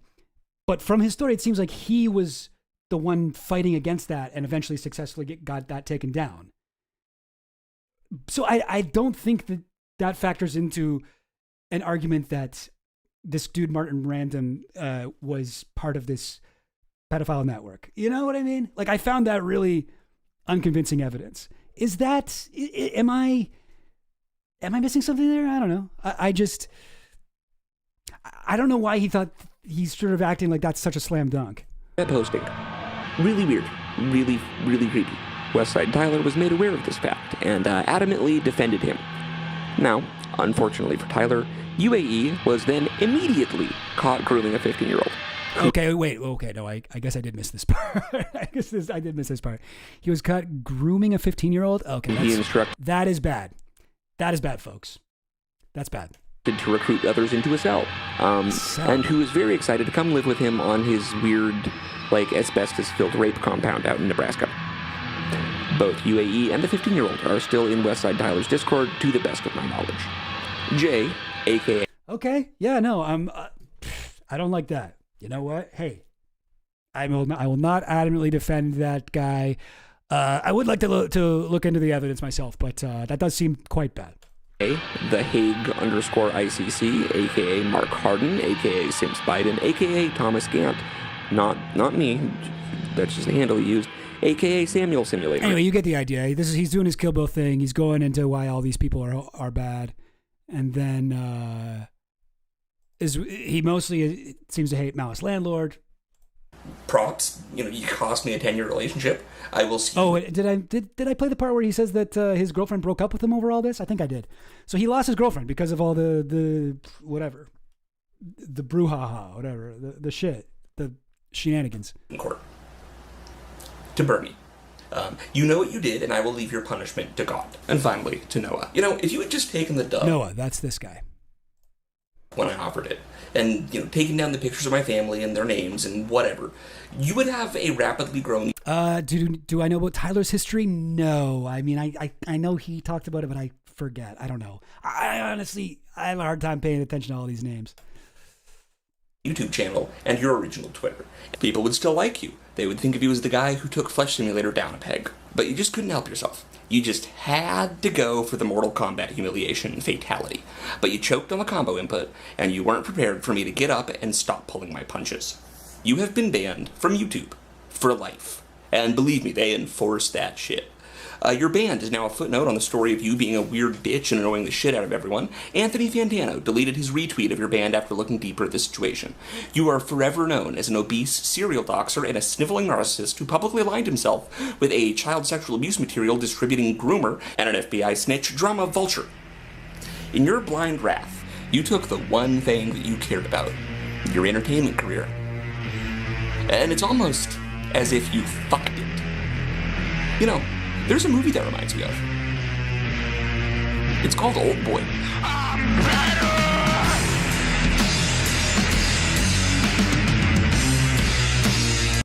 Sick song at the end. And I believe this song that he puts at the end of all his videos, this is a from his old band, right? Is this a song from the band that he was in with his college room, or not college roommate, college bandmate? Is that the same one? I mean, I don't know. I don't know enough about the Flesh Simulator lore. But yeah, there you go. He's got his, old boy shout out at the end. I have built a monument to your failures. You were fucked forever. And I don't know. People have been saying, people like the Flesh Simulator fans have been like, he's redeemed himself. He's cleared his name. He's whatever. And I will say, I did not realize, I knew that people were being fucked up to him online, and I was like, that's gross, guys, stop that. But I did not know it was this intense. This is fucking crazy. Don't do that. Did he clear his name? I mean, again, for me, my only real issue was the bigoted, him coming out as a chud, him coming out of the closet as a, cultural fascist, economic leftist, whatever he is. I don't like people, saying shit like, I forget what all the things he said in that video. It was like, why are the rates of child molestation from gay men who adopt children so high, or something like that. It talks about race and IQ, black people, violent crime statistics, blah, blah, blah, blah, blah. All these kind of Nazi talking points. The guy says the N-word online. I mean, I can't be, in community with a guy like that. But, and the other thing was that I was kind of making fun of him for was that he was cringe. He was acting in a very unhelpful way to himself. And I don't mean to blame the victim here. It certainly seems like he was a victim, but painting his face red, doing the whole Izot Newt thing, talking like an anime villain. In this video, he still is talking like an anime villain. I've rarely seen true hatred. This guy's really, he's not concerned about letting people know he's bothered. By the way he's speaking here, he's like, I have destroyed you. You are dead. It's like an Old Boy. I'm like the guy in Old Boy. You were fucked forever. It's really intense. And I just hope that this can be the end of it, and Flesh Simulator can go back to posting conspiracy videos and, just put the conspiracy videos in the bag, let people enjoy them for whatever that's worth to you. You need to stop posting about this shit. You want to pursue these legal avenues? Please do. I'm sorry that all this shit happened to you, buddy. You gotta move on from it, at least as your public persona, And I can't imagine that posting shit like this is helpful to any of his legal cases, right? But at the end of the day, did I walk away with a different understanding of Flesh Simulator's situation? Yes, I absolutely did. I absolutely did. It did change how I think about the guy and what he's gone through. I don't know. But yeah. I think this is actually 60% that post-breakup explain yourself email that you aren't supposed to actually send in video form and misdirected towards Twitter strangers. That is so true. That is the vibe. That's the vibe. And I mean, if you're being canceled, if you're being attacked, group harassment online, you can't this is not a good way to handle it. Bringing the drama to another platform, he was this was only on Twitter. This was not a big thing on YouTube. He didn't need to be bringing his drama to his other place. the place where he actually makes money.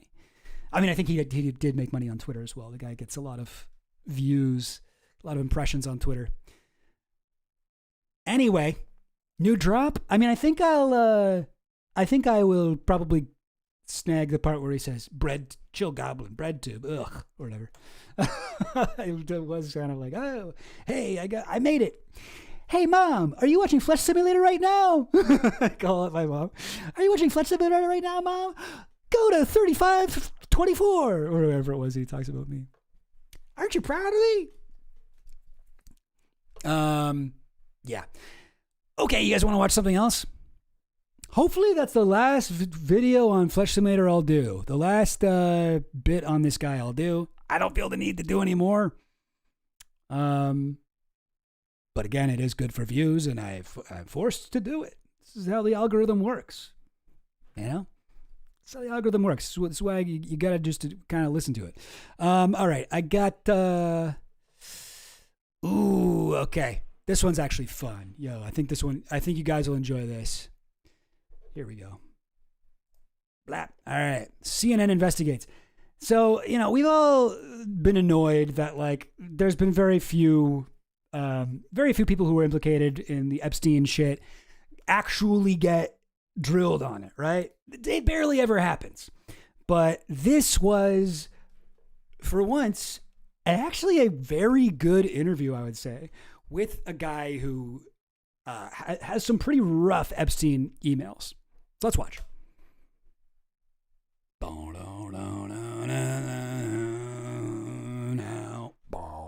I don't know his private life. Well, you did, because he was a convicted child sex offender. Again, he paid for it. He said, I paid for it. So that's it. For me, he came.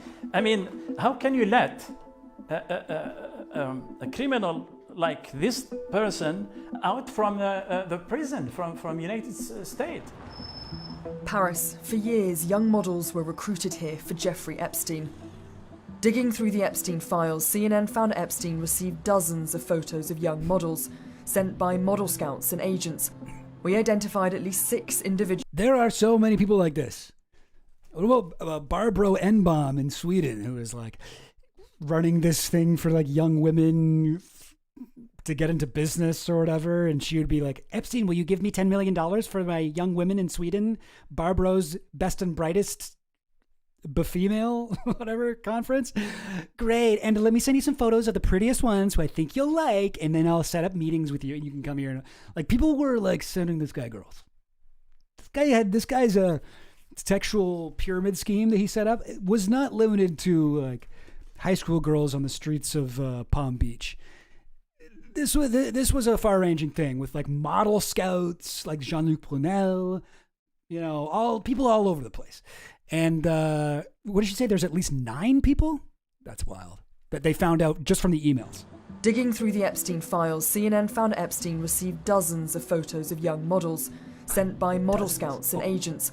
We identified at least 6 individuals, not just sending him images of models, but discussing arrangements for him to meet them, even after his They found 6 people who were like, hey, check out this girl, and you can come and meet her. Like, not child trafficking necessarily, but like human trafficking. 2008 conviction for soliciting prostitution, including with a minor. Now, one of them has agreed to meet with us here in Paris. Okay, we're here. Daniel Siad dealt with Epstein for more than a decade, arranging to send... Daniel Siad. And let me show you just a couple of things about Daniel Siad, yeah? Here is a couple. I just quickly looked these up on Reddit. Shout out to Regular John 2017 for finding these. So some emails from Daniel Siad to Jeffrey Epstein. I tried to chat with... he's French. Okay, French accent. I tried to chat with live, but you're not answering. I'm trying to get somebody to pay my fees to Slovakia. Oh, that's not a French accent at all. What am I doing? Czech Republic and Poland and Hungary to spend a month of June and July scouting in a small village before the summer vacations. I'll make you a great surprise when you come to Paris. My best regards, Daniel. Okay. Yes, this is exactly what Brunel did. Going to these like third world countries, whatever, Eastern Bloc, Brazil, South America, finding beautiful young women, promising them life as a model. Oh, the guy I know is head of Victoria's Secret, lying about Jeffrey Epstein's qualifications.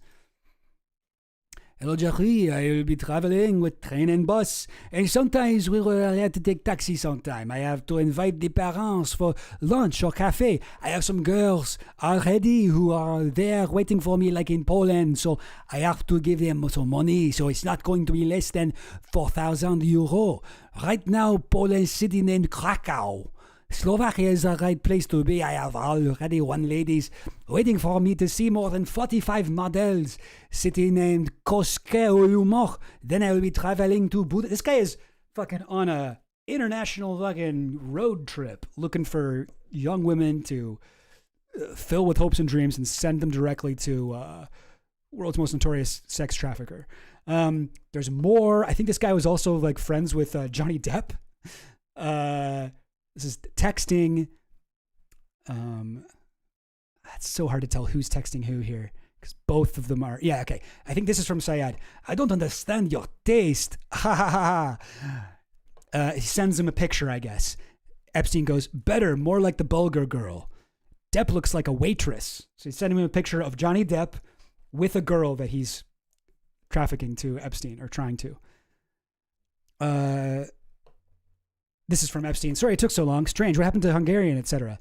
I'm in touch with her. She had following her. I will meet her next week. Hopefully after the shows are over.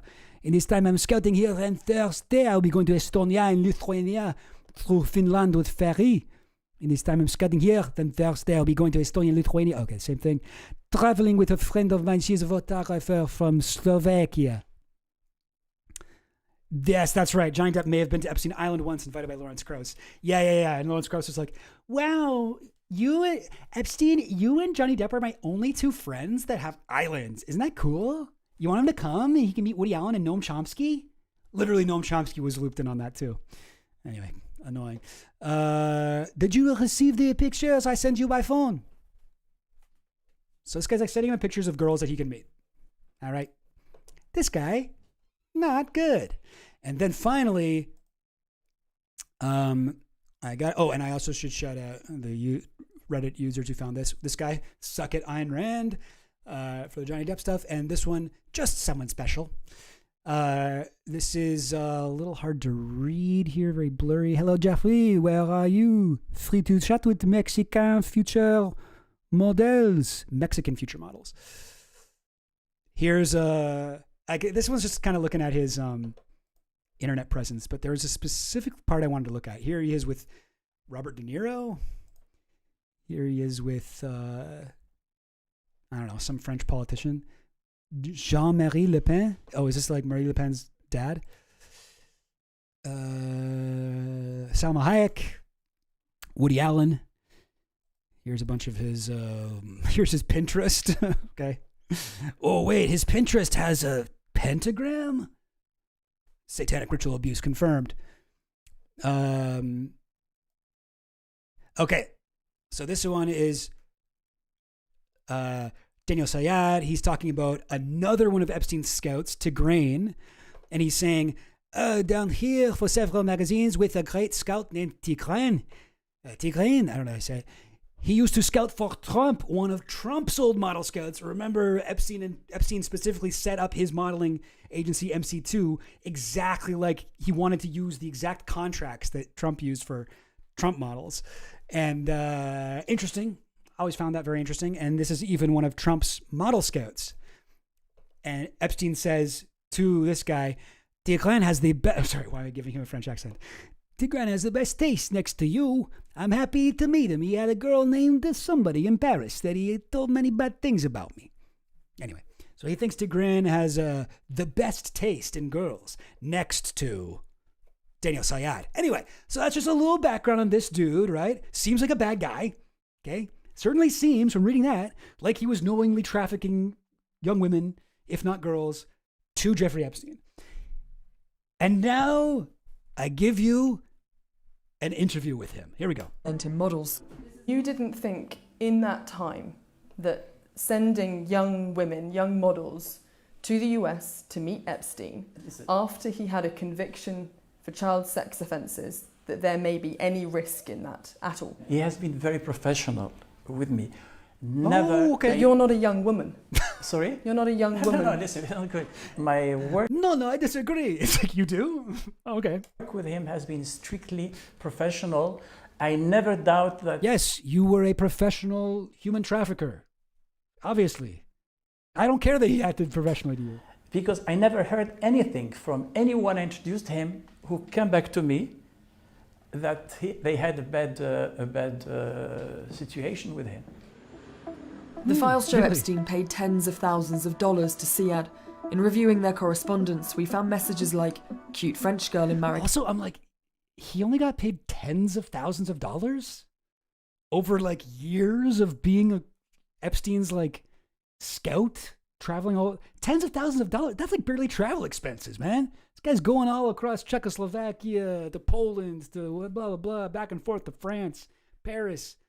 He got paid like 30 grand? Bro, that sucks, man. You sold your soul for like a minimum wage? Like, Jesus. Kesh, Siad wrote. She said that she will be happy to meet you. In another, he says a woman is very polite and has potential as a model or assistant. Or assistant. He was also scouting girls to be Epstein's assistant. Photo. Too old, Epstein replied. So Epstein wasn't a model agent. Why was he paying you? No, he was, because they opened an agency, MC Square. He was not the model agent. Right. He was one of the two like guys funding it. And he was a model agent in the sense that it wasn't a real agency. It was just a front for trafficking women to Epstein. But no, he wasn't actually a modeling agent. He was technically just like one of the, I don't know what you call it, investors. Is that what you call an angel investor? Like somebody who isn't a public face of it? But it was called MC2, MC squared, because the missing letter was E, and he thought it was very clever to be like, and it's MC squared, but the missing E stands for Epstein.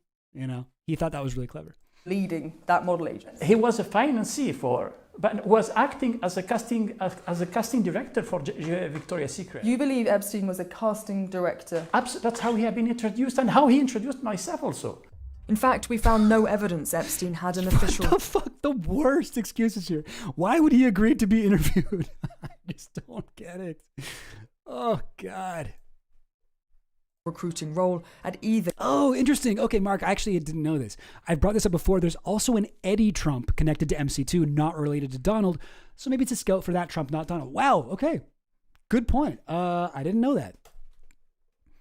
His Frenchness grants a significant resistance to interview scrutiny. Yeah, is that why he's doing it? So nuts. Anyway. The company, MC Squared or Victoria's Secret. You sent an email in 2018. It's also funny to call it MC squared. I always thought it was just MC2. Like this 2 isn't little and up. That said you were looking for a good-looking young assistant. If you're looking for models, yes. Why are you then looking for an assistant for Jeffrey Epstein? He asked me for assistant. Maybe it was not on the phone, but when I met him in Paris, yeah, we didn't think that you proactively decided he needed a young, hot assistant. I assumed Epstein asked you for that, but why the fuck would you be? Why was that your role? You're a model scout. You're not an assistant scout. Your job? Sorry, no. But because I trust in him, I believe that this guy is a professional person. He needs somebody. He knows I have a good connections around. If I find the right person who can assist him, I am honored. One of the people Daniel Siad introduced to Epstein was Juliet. Back in It's almost like, do you not realize? Like, have you not read the news? It's almost like that Conan podcast with Jim Downey, where he's like, Epstein the financier? Ha, nice try. Now let's see what Ghislaine Maxwell has to say about that. Like, it's almost like he's like, what do you mean? He's very professional. He's a very professional guy. Why is there some news? Is there some news story about the Epstein thing? I have not heard. You know. I usually get my Epstein updates from my good friend Jean-Luc Brunel. I have not spoken to him in many a year. You know, like he's like, so he seems like honestly confused. Yes, what do you mean? He's a very professional guy. What is such a big problem to be so professional? If I find the right person who can assist him, I am honored. No, One of the people Daniel C. had introduced to Epstein was Juliette. Back in 2004, she was a young model in Paris. He told me, okay, so I am Danielle.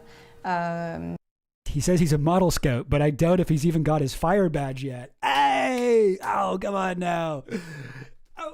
Oh, he ain't no model scout. What do you call it? Oh, shoot. I was in the scouts, but I forget what do you call it when the guy gets like all of the badges? What do they call it? There's a name for it. I don't know. I only got one badge when I was at scouts. It was the art badge. I did that and I was like, I don't care anymore. I'm not going to get any more. If you are interested, I can have opportunities for you in New York City. Is that country interest you? I was like, oh. Eagle Scout. Sorry, I just remembered. Eagle Scout. Not important. Yeah, why not? Juliette had a flight booked for her to New York, where she met Epstein. She described the encounter. He asked me to undress me. So I undressed me and I kept like I always done underwear. And at this moment, he looked at me and said, oh, the bra too. He began to check at me and touch me and say, oh, no, that's not okay. Here, that's... Like touching her. Can you imagine being in this situation, how like powerless you'd be? Young woman, trying to get into modeling. You know, you're French, maybe you don't even speak English that well. You're flown on a plane by yourself to this billionaire mansion. He tells you to take off your clothes. He starts touching you, critiquing your... What are you going to do? What can you do? You're completely like trusting them not to take advantage of the situation. To my mind, this is what the modeling industry is, top to bottom. Like Epstein is not an anomaly here. It's not okay. He made me turn. I'm here. I started to have fear. And for me, it wasn't normal. What do you think you were afraid of? Yeah. Yep. Same encounter every time. He had both the Palm Beach girl and model scouting procedures down to a science. It is so true. It's always exact same story from everyone. You know, I didn't know what I was getting into, and then he kept pushing me more and more and more and more. Like, you know, it was crazy during the Ghislaine Maxwell trial because they got like these like, what was it, 4 or 6 women or something like that, when they all were telling the exact same story. The same exact story. It was wild. I was fear because I didn't know about his intention. He just asked me to put off my bra. All was weird and unclear. We spoke to another former model, Svetlana, who shared a similar story, saying Siad first introduced her to Epstein, who later abused her. Siad maintains he didn't know that the women he sent to Epstein were abused. But he himself is also facing accusations of abuse. Ebba Carlson has accused him of rape when she was a model in France in 1990. Siad denies her allegation. To be honest with you, I don't remember. I can't believe this guy sat down for an interview. And like, when do you ever see interviews like this? You know, where they actually, she's actually like, wow, I can't believe I got this interview with this very clearly guilty man. And she did her research. Sorry, what's the name of the interviewer? Katie Polglaze. She's crushing it. Like, she looked him up. She got not only the shit with Epstein, this other stuff with him, and she just like does not let him off the hook. He's like, I did not know. She's like, yes, you did. He was like known for being a whatever. You were doing this. You were like, she doesn't let him get it. It's so nice to see an interview like this. I love it. At all, this person, and plus I have never abused any model in my life. She remembers you. Oh, you haven't abused any model? Okay. Listen, I would be very happy to confront her in the court. I don't remember. Do you have any regret about meeting Jeffrey Epstein? Yes.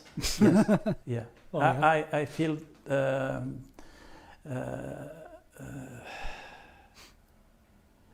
it's like a nightmare. I can't believe that this person had another. I am. You keep saying that, but what do you mean? Had this another what? Had another side to him? Other side of him. Yes. Was public knowledge.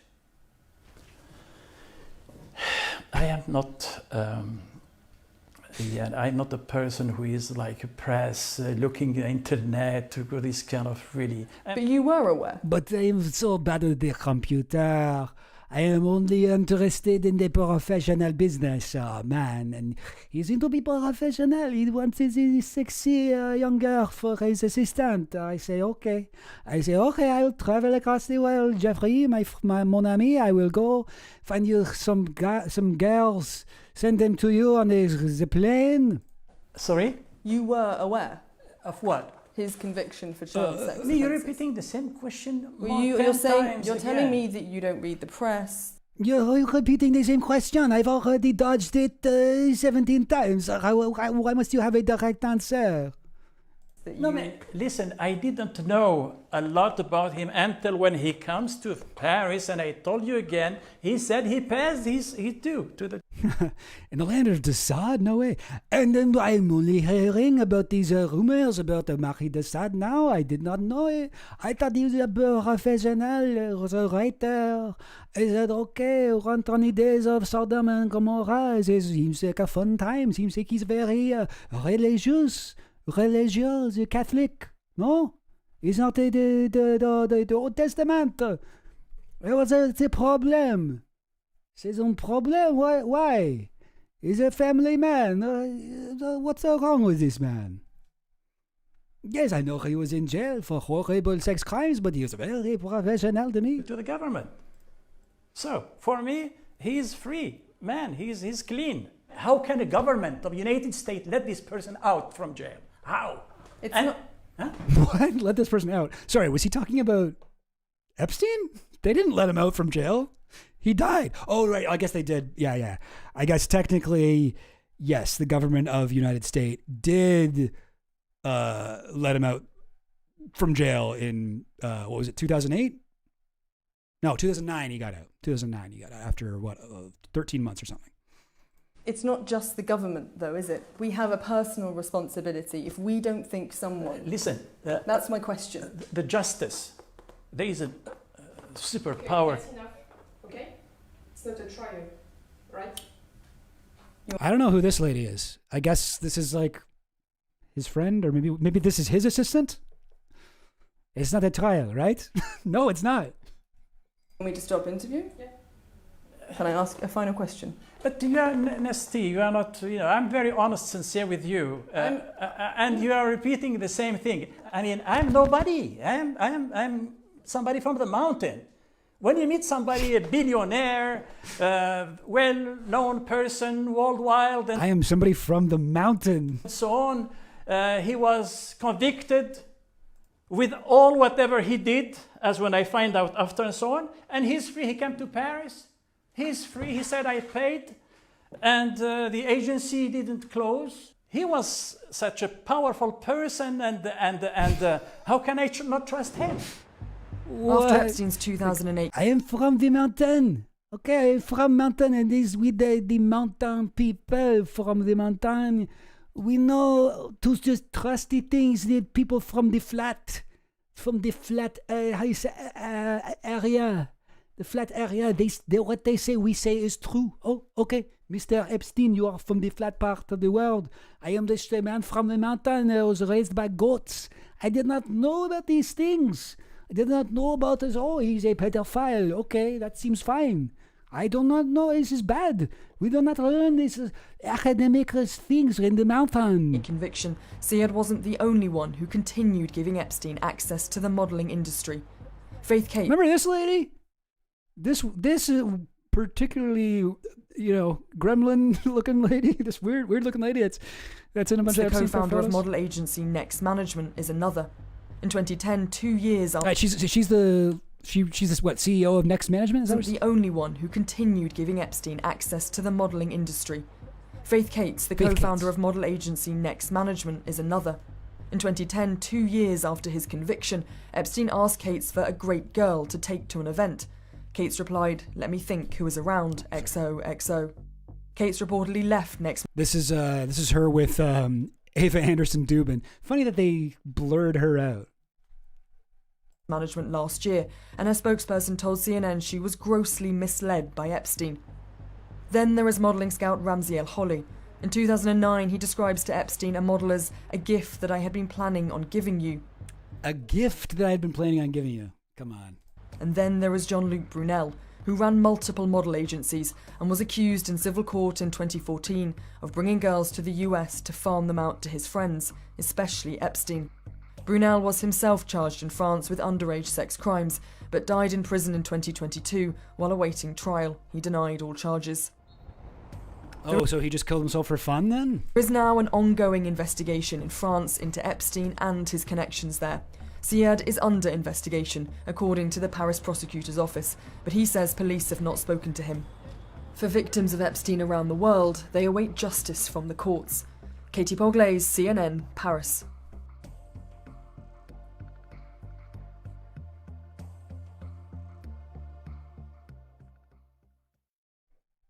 Anyway, wasn't that nice?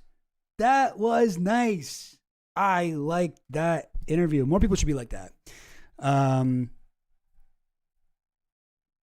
Right? Anyway, okay. Okay, what else we got here? You know what? I have another thing like that we could watch, actually, weirdly enough. That was so satisfying to watch. Interviews where they actually do kind of hold people's feet to the fire. She'd done her research. She went so prepared. I wonder what the final question she would have asked was. I love that he was like, no, you will not do another question. But he couldn't stop himself from still talking. Like, he shouldn't have said yes to that interview at all. But I love guys like that are just like, no, but I'm going to talk. You know, they do just think that they can talk their way out of shit. They do just think that's the advantage of living in this kind of patriarchal world where, you know, powerful rich men can get away with anything, and they can just give an insincere, not even an apology, but a denial, you know, and just get away with it and keep working in the modeling industry because it's set up for them. But the advantage of them doing that is that they have no idea how to fucking exist in a world where, like, they're expected to have an actual response to shit, and they vastly overestimate their ability to talk their way out of a jam, right? Like, why else would that guy do the interview? And the more she let him talk, the worse it looked for him. He should have heard the first question and then walked out. But he thought he could do it. Dershowitz is like that too. Oh my God. Dershowitz thinks very highly of himself. He's like, I got OJ out. I got OJ out of jail. I do this, I do that. Listen, I defend Israel. I can defend anybody. Okay, I was Epstein's lawyer. Okay, I can defend anybody. And then he just thinks Dershowitz will do any interview you ask him to do. And constantly digging himself in deeper. Crazy. All right. I do have another kind of video like this. So we got, who else was in the news? You know who else was in the news? The little guy named Dario Amodei. And I've been talking a lot about AI stuff lately on here. It does not do that well, especially compared to the Flesh Simulator stuff. But, whatever. I find it interesting. And a little bit undercovered. I don't mean like it's like a spy. I mean like people don't cover AI shit enough. And I do think it's important whether or not you think AGI is real. But anyway, Amodei had an interview that was also getting some pushback. And satisfying to see. This is the guy who runs Anthropic, which is Claude. They had a partnership with Palantir for a while, and they were working for the Department of Defense, or Department of War, rather. And they were the DOW was using Claude to help them like bomb Iran and shit. So here he is in an interview about what the fuck. And also I should mention, this guy pitches himself as like the responsible AI CEO billionaire who's actually concerned about safety, and they are a really good AI company, but they also are the good ones that you can trust. And the best analogy I can give for Anthropic is that they're basically like clean coal, where it's mostly a marketing thing. It's mostly a marketing difference. Like, how are they better than OpenAI? Only in the most superficial sense. But anyway, here we go. Bloomberg interview with him. Bloomberg has reported that Claude is being used by the U.S. military in the war in Iran. to do AI-assisted targeting via a platform made by Palantir, Maven Smart System. In February, a U.S. missile reportedly hit a girls' school in Iran, killing more than 150 people, most of them children. Did Claude play a role in that strike? We don't Yes. I think that's pretty clear. know exactly how, these models were used. Obviously, the gluten-free AI. Yeah. Free range. It's a free-range LLM. Okay. It's grass-fed, organic. These things that mistakes that happen in warfare are really, really terrible. Like, this is a really terrible thing to happen. We were willing to risk the future of our company to limit how, these models are used. And, what you're talking about is a use case that doesn't even violate our red lines. We're worried that there will be... Yeah, but here's the thing. You're getting so upset about that school that got bombed. That actually, we don't mind about that. We don't care. That actually, we have a list of things that we care about, and nowhere on that list does it say bombing a school, killing a bunch of kids. That we don't mind about that. That actually counts as good. We think that's even good. Am I misinterpreting him here? Am I being unfair? This is a really terrible thing to happen. We were willing to risk the future of our company to limit how, these models are used. And, what you're talking about is a use case that doesn't even violate our red lines. That's bad, though. That's bad that doesn't violate your red lines. What? Worried that there will be 100 times as much, with... Yeah, our threshold is 100 schools getting bombed. Okay? It was just one school. That's who cares? Kids don't even like school. If use did them a favor. Cases that do violate our red lines. Now, again, I would say I think overall the use of these models is appropriate. I can't believe, does this guy not have a team of people who are okay, going into this interview, if this subject comes up, maybe say something like this. He's well, actually, that doesn't even approach our red. That's not even a red line issue for us. We're totally fine with it. Actually, it's fine. Think it's good on net, but military decision makers make terrible mistakes, even at the best of times, and I don't know if we're in the best of times. What we've seen here is Claude assists, but a human makes the final call. So a human... Right. LLMs don't kill people. People kill people. All right? Oh, were you killed by an LLM? Well, who typed in the prompt? Was it another LLM? No, it was a guy. It was Pete Hegseth. Made that final call, not Claude. Imagine if you had a world in which, not Claude, because we haven't allowed it, but someone else's AI model, the AI model just makes the decision and the human never sees it. That's what we were standing up for. That's what we were fighting against. This school had a website. You could have found it in a Google search. Shouldn't Claude have spotted that? And does it speak to a scarier issue about using technology as a shortcut in war? The principle that was obeyed here is a human makes the final decision. I don't know what role Claude or any other AI had, but if this isn't an illustration why that principle is so important, I don't know what is. What principle? Oh, he's saying that the principle that's so important is, well, the real thing that we care about is that the person that made the final decision wasn't Claude. Claude just made the suggestion we should kill 150 kids. A human had to be okay, let's do it. And that's what we think is so important. That a guy doesn't let a robot do the last part of the job. All right? The person that we blame is the guy that does the thing at the end. Okay? It's when I try to open the pickle jar, I can't do it, and then my wife takes it and opens it, then I'm not allowed to say, well, I loosened it up for you. I'm not allowed to say that. She gets the credit. That's how it works. And that's why it's so important that we're not like these other LLMs that take the whole pickle jar apart. We're not like OpenAI would just not even let the wife do it. AI warfare more likely to stop World War III, a war between the US and China, or is it more likely to make it happen? I would say on balance, it is more likely to stop it. But if we have no limits on how it's used, then I think, it could be more likely to cause it. You've seen Dr. Strangelove. Well, I think that if it's Claude, then it will help. But if it's the guys that don't have limits and red lines, like OpenAI, well, then that one's the one that I think will do it. They will make the World War III. And if the way you can easily tell is, you look at an AI company and you say, who runs it? And if the answer is Dario Amodei, then that one is good. And if the answer is somebody who is not Dario Amodei, then those are the guys that are going to kill everybody and make World War III real. Right, the premise of it was like, you have a doomsday device that automatically fires nuclear weapons when it thinks nuclear weapons are being fired at it. What could go wrong, right? I think... No, wait, is that what... I thought... Wait, been a while since I saw Strangelove. Don't they have... Isn't like... It's not that it automatically fires, it's that there's a group of like army guys or whatever, military guys that have to make the call, and they aren't like high up, but they're like, oh shit. The thing has happened. We gotta. Oh no! And then there is the doomsday device. Right. And that's what. Okay, sorry. I was thinking about the wrong part of the movie. But there is a thing where like if Russia launches nukes, then the U.S. will automatically retaliate. Right? I barely remember. Or maybe it's the other way around. It's the other way around. Right? Fuck. Yeah. Because they're like, fuck. Well, if this bomb drops, no, there's already the Soviets have this doomsday device that'll.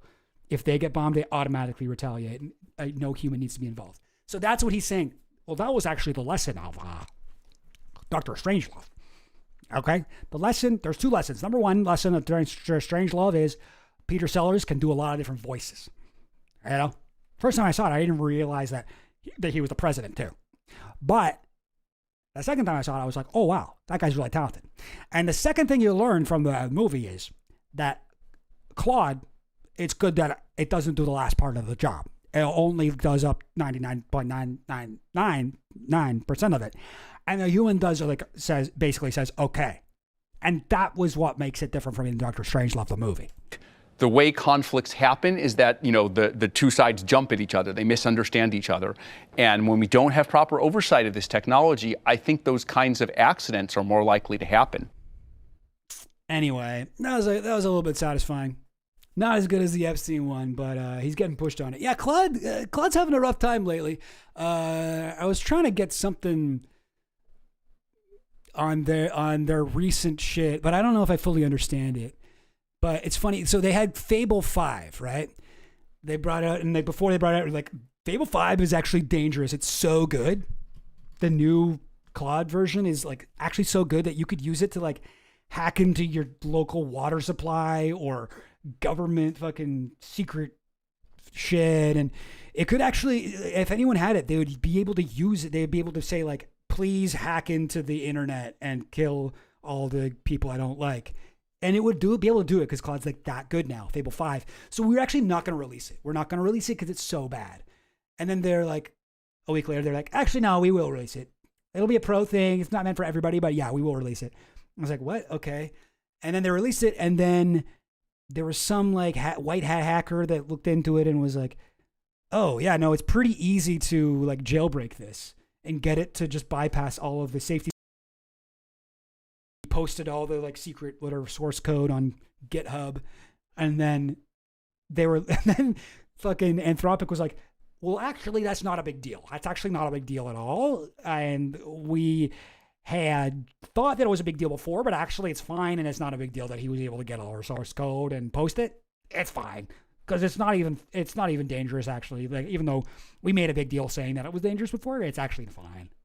But because they've done so much like scaremongering and fucking like clout farming and hype building by saying that their product is dangerous, I feel like they flew a little too close to the sun there, and the U.S. government was like, what the fuck? No, shut that shit down. Is it actually dangerous? I mean, I don't know. This is where I really get frustrated trying to follow AI news, because I'm like, how seriously should I take these fucking threats? You know? Because I assume that they're just lying. All right? I assume that Dario Amodei is lying constantly. Anything that will help him, he'll say. If it'll help him to make people think that Fable 5 is dangerous and could, any like 15-year-old kid now can create a fucking bio weapon from the comfort of their own home with only a few thousand tokens. Like, is that what I should be scared of? Or are you just saying that so that people invest in your thing because they're like, oh, that sounds pretty good. That sounds pretty powerful. GPT-555 can't do that, you know? And then as soon as when it comes out anyway, and then somebody jailbreaks it, and he's like, actually, what I said before, it's not true. So it's actually fine. It's not a big deal. It's not a big deal that they jailbroke it. They bypassed all the safety systems. Like the fact that they went back on it that so much, exactly when it was beneficial to them, that sort of tells me that I can't trust them. So when they say shit like, AGI is going to fucking kill everyone you know. If anyone builds it, everyone dies. All that, blah, blah, blah. All that shit. I have to think that that's not true. I have to, because they lie about it. And they lie in ways that help them. So I have to believe that it's somewhere in between. Because I also don't think like the total other thing where it's like, you know, AI is 100% a bubble. It's going to be like fucking 3D glasses. Or like, you know, it's going to be like, what do we call those things? NFTs? You know, it's going to be like the new NFT. In a couple of years, we'll be like, oh my God, how do people spend so much money on those apes? No, I don't think that. I think it's got to be somewhere in between those two extremes. I think that it is a bubble, and a lot of these companies are going to fail. And in order to be one of the few companies that maybe succeeds here, you sort of have to hype yourself up a lot and get a lot of interest and investment and shit. And Anthropic's been doing a pretty good job at that. They got a lot of money. OpenAI's got more. But also OpenAI owes a lot of money to investors who probably aren't too happy with them. Anyway. Yeah, I'd like to have some... Oh, Jean-Claude is even more dangerous. Our new model, Jean-Claude, is actually... It's too dangerous to release to the public. It can really do the splits. You know... It's trained as a dancer, okay? It can really beat up a lot of guys. And you wouldn't think a ballet guy would be like also a kung fu guy, but it pretty much is. He uses ballet moves to beat up guys. So, very dangerous. In the way, the worst thing about it is teaching so many people a new way to lie. Oh, that's interesting. That is an interesting take, Stubbins.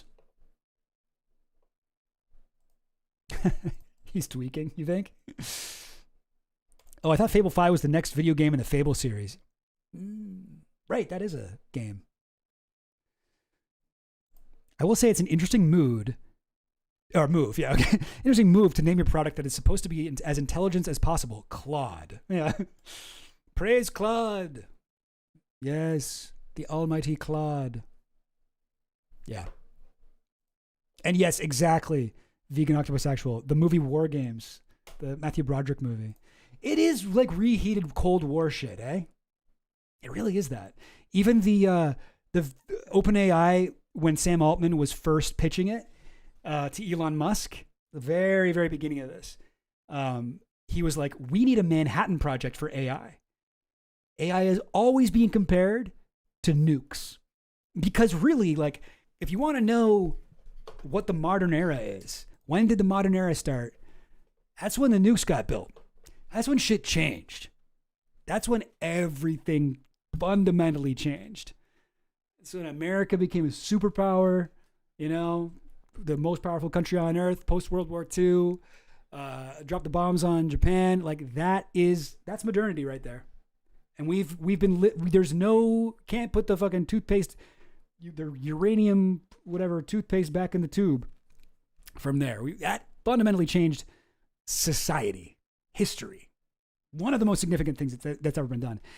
And it's no coincidence that AI loves to pitch itself as the new nukes. This is going to change everything. Whoever has the AI will have everything. Pretty soon we won't even have governments. We'll just have AI companies. It's scary. It is scary. And whether or not AGI is something we should be concerned about, the amount of power that these guys have with their like seemingly unstoppable hype machine, it is essentially like an empire. They're building an empire and like fucking mowing down the forests and fucking over like, you know, poor communities with all the data centers being built, just absolutely fucking up the earth, poisoning our minds with this shit, making us dumber, giving us false information, making it so easy to make fake political propaganda, like putting words in people's mouths, revenge porn. There's so many downsides to this shit. And it's just like full steam ahead. We need to get to AGI, and then it'll all be worth it. It'll either all be worth it, or it'll be the worst thing ever, and it'll kill everybody. But either way, we got to keep funding it, because we need to get there soon. Yeah.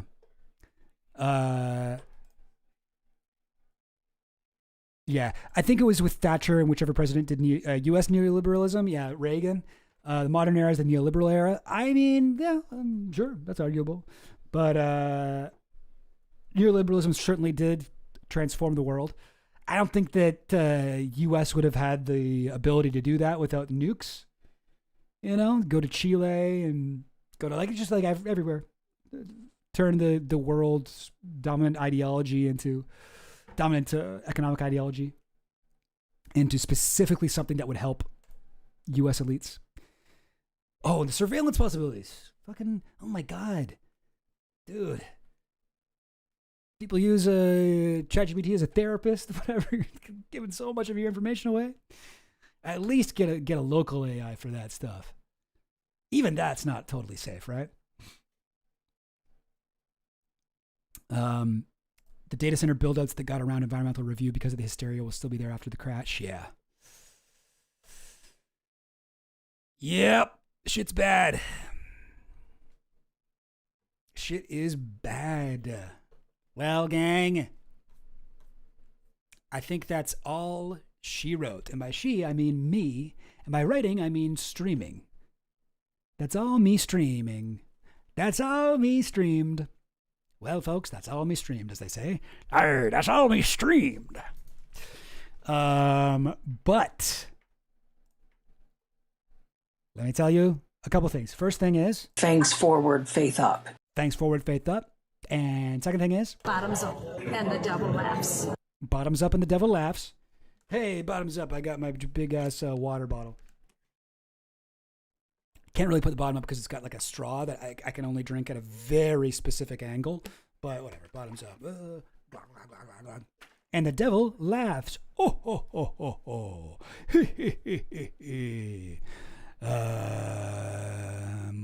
What else? Anything? That is unbelievable. I don't know. I got to figure out how to make better use of my soundboard. A lot of these things I'm like, when would I ever use this? Whatever. Neoliberalism isn't just economy. It's cultural. It's interpersonal. It infects every part of the way we think. Neoliberalism is why we have so much crabs in a bucket behavior here at the bottom. Yeah. Yeah. I see what you mean. I think that's fair. There is kind of neoliberal attitudes that we live in a meritocracy, that the people who have all the money are actually the ones who are most deserving of fame and wealth and success because they've proven that they're superior. I think that largely the way we think, I mean, I don't know. I have a little bit of hope in humanity. I think that a lot of people can see that the system sucks. Maybe they don't have the words to describe it. Maybe they don't know what neoliberalism is. Most people don't know the definition of that. But I think if it was properly explained to them, they would see that it's a useful term. But I agree that it has affected the way that we think. Mostly it's affected the way that rich people think. And the like temporarily embarrassed, millionaires, billionaires who are out there defending Elon Musk and shit. They think that there's something in it for them. They see themselves as closer to that. But I would like to think that most people aren't like that. But yeah, I don't know. Crabs in a bucket behavior here at the bottom, yeah. Yeah.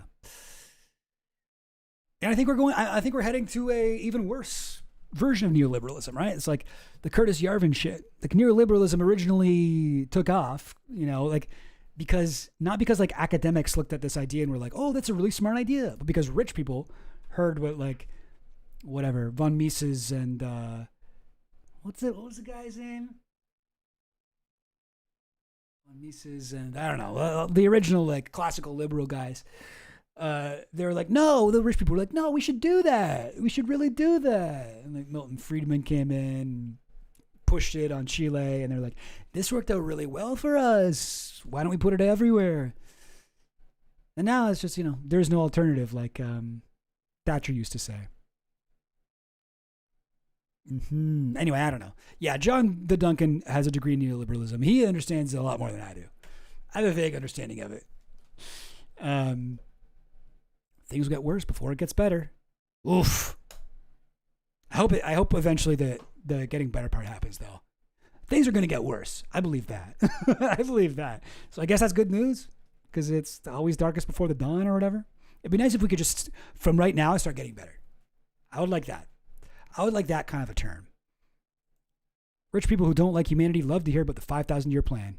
Just trust us. True. All right. Anyway, I said I was going to go. Thanks for stream. No problem, misunderstander. That time already? Oh, well, good night, Mr. G. Thanks for hosting. A good time. You're welcome.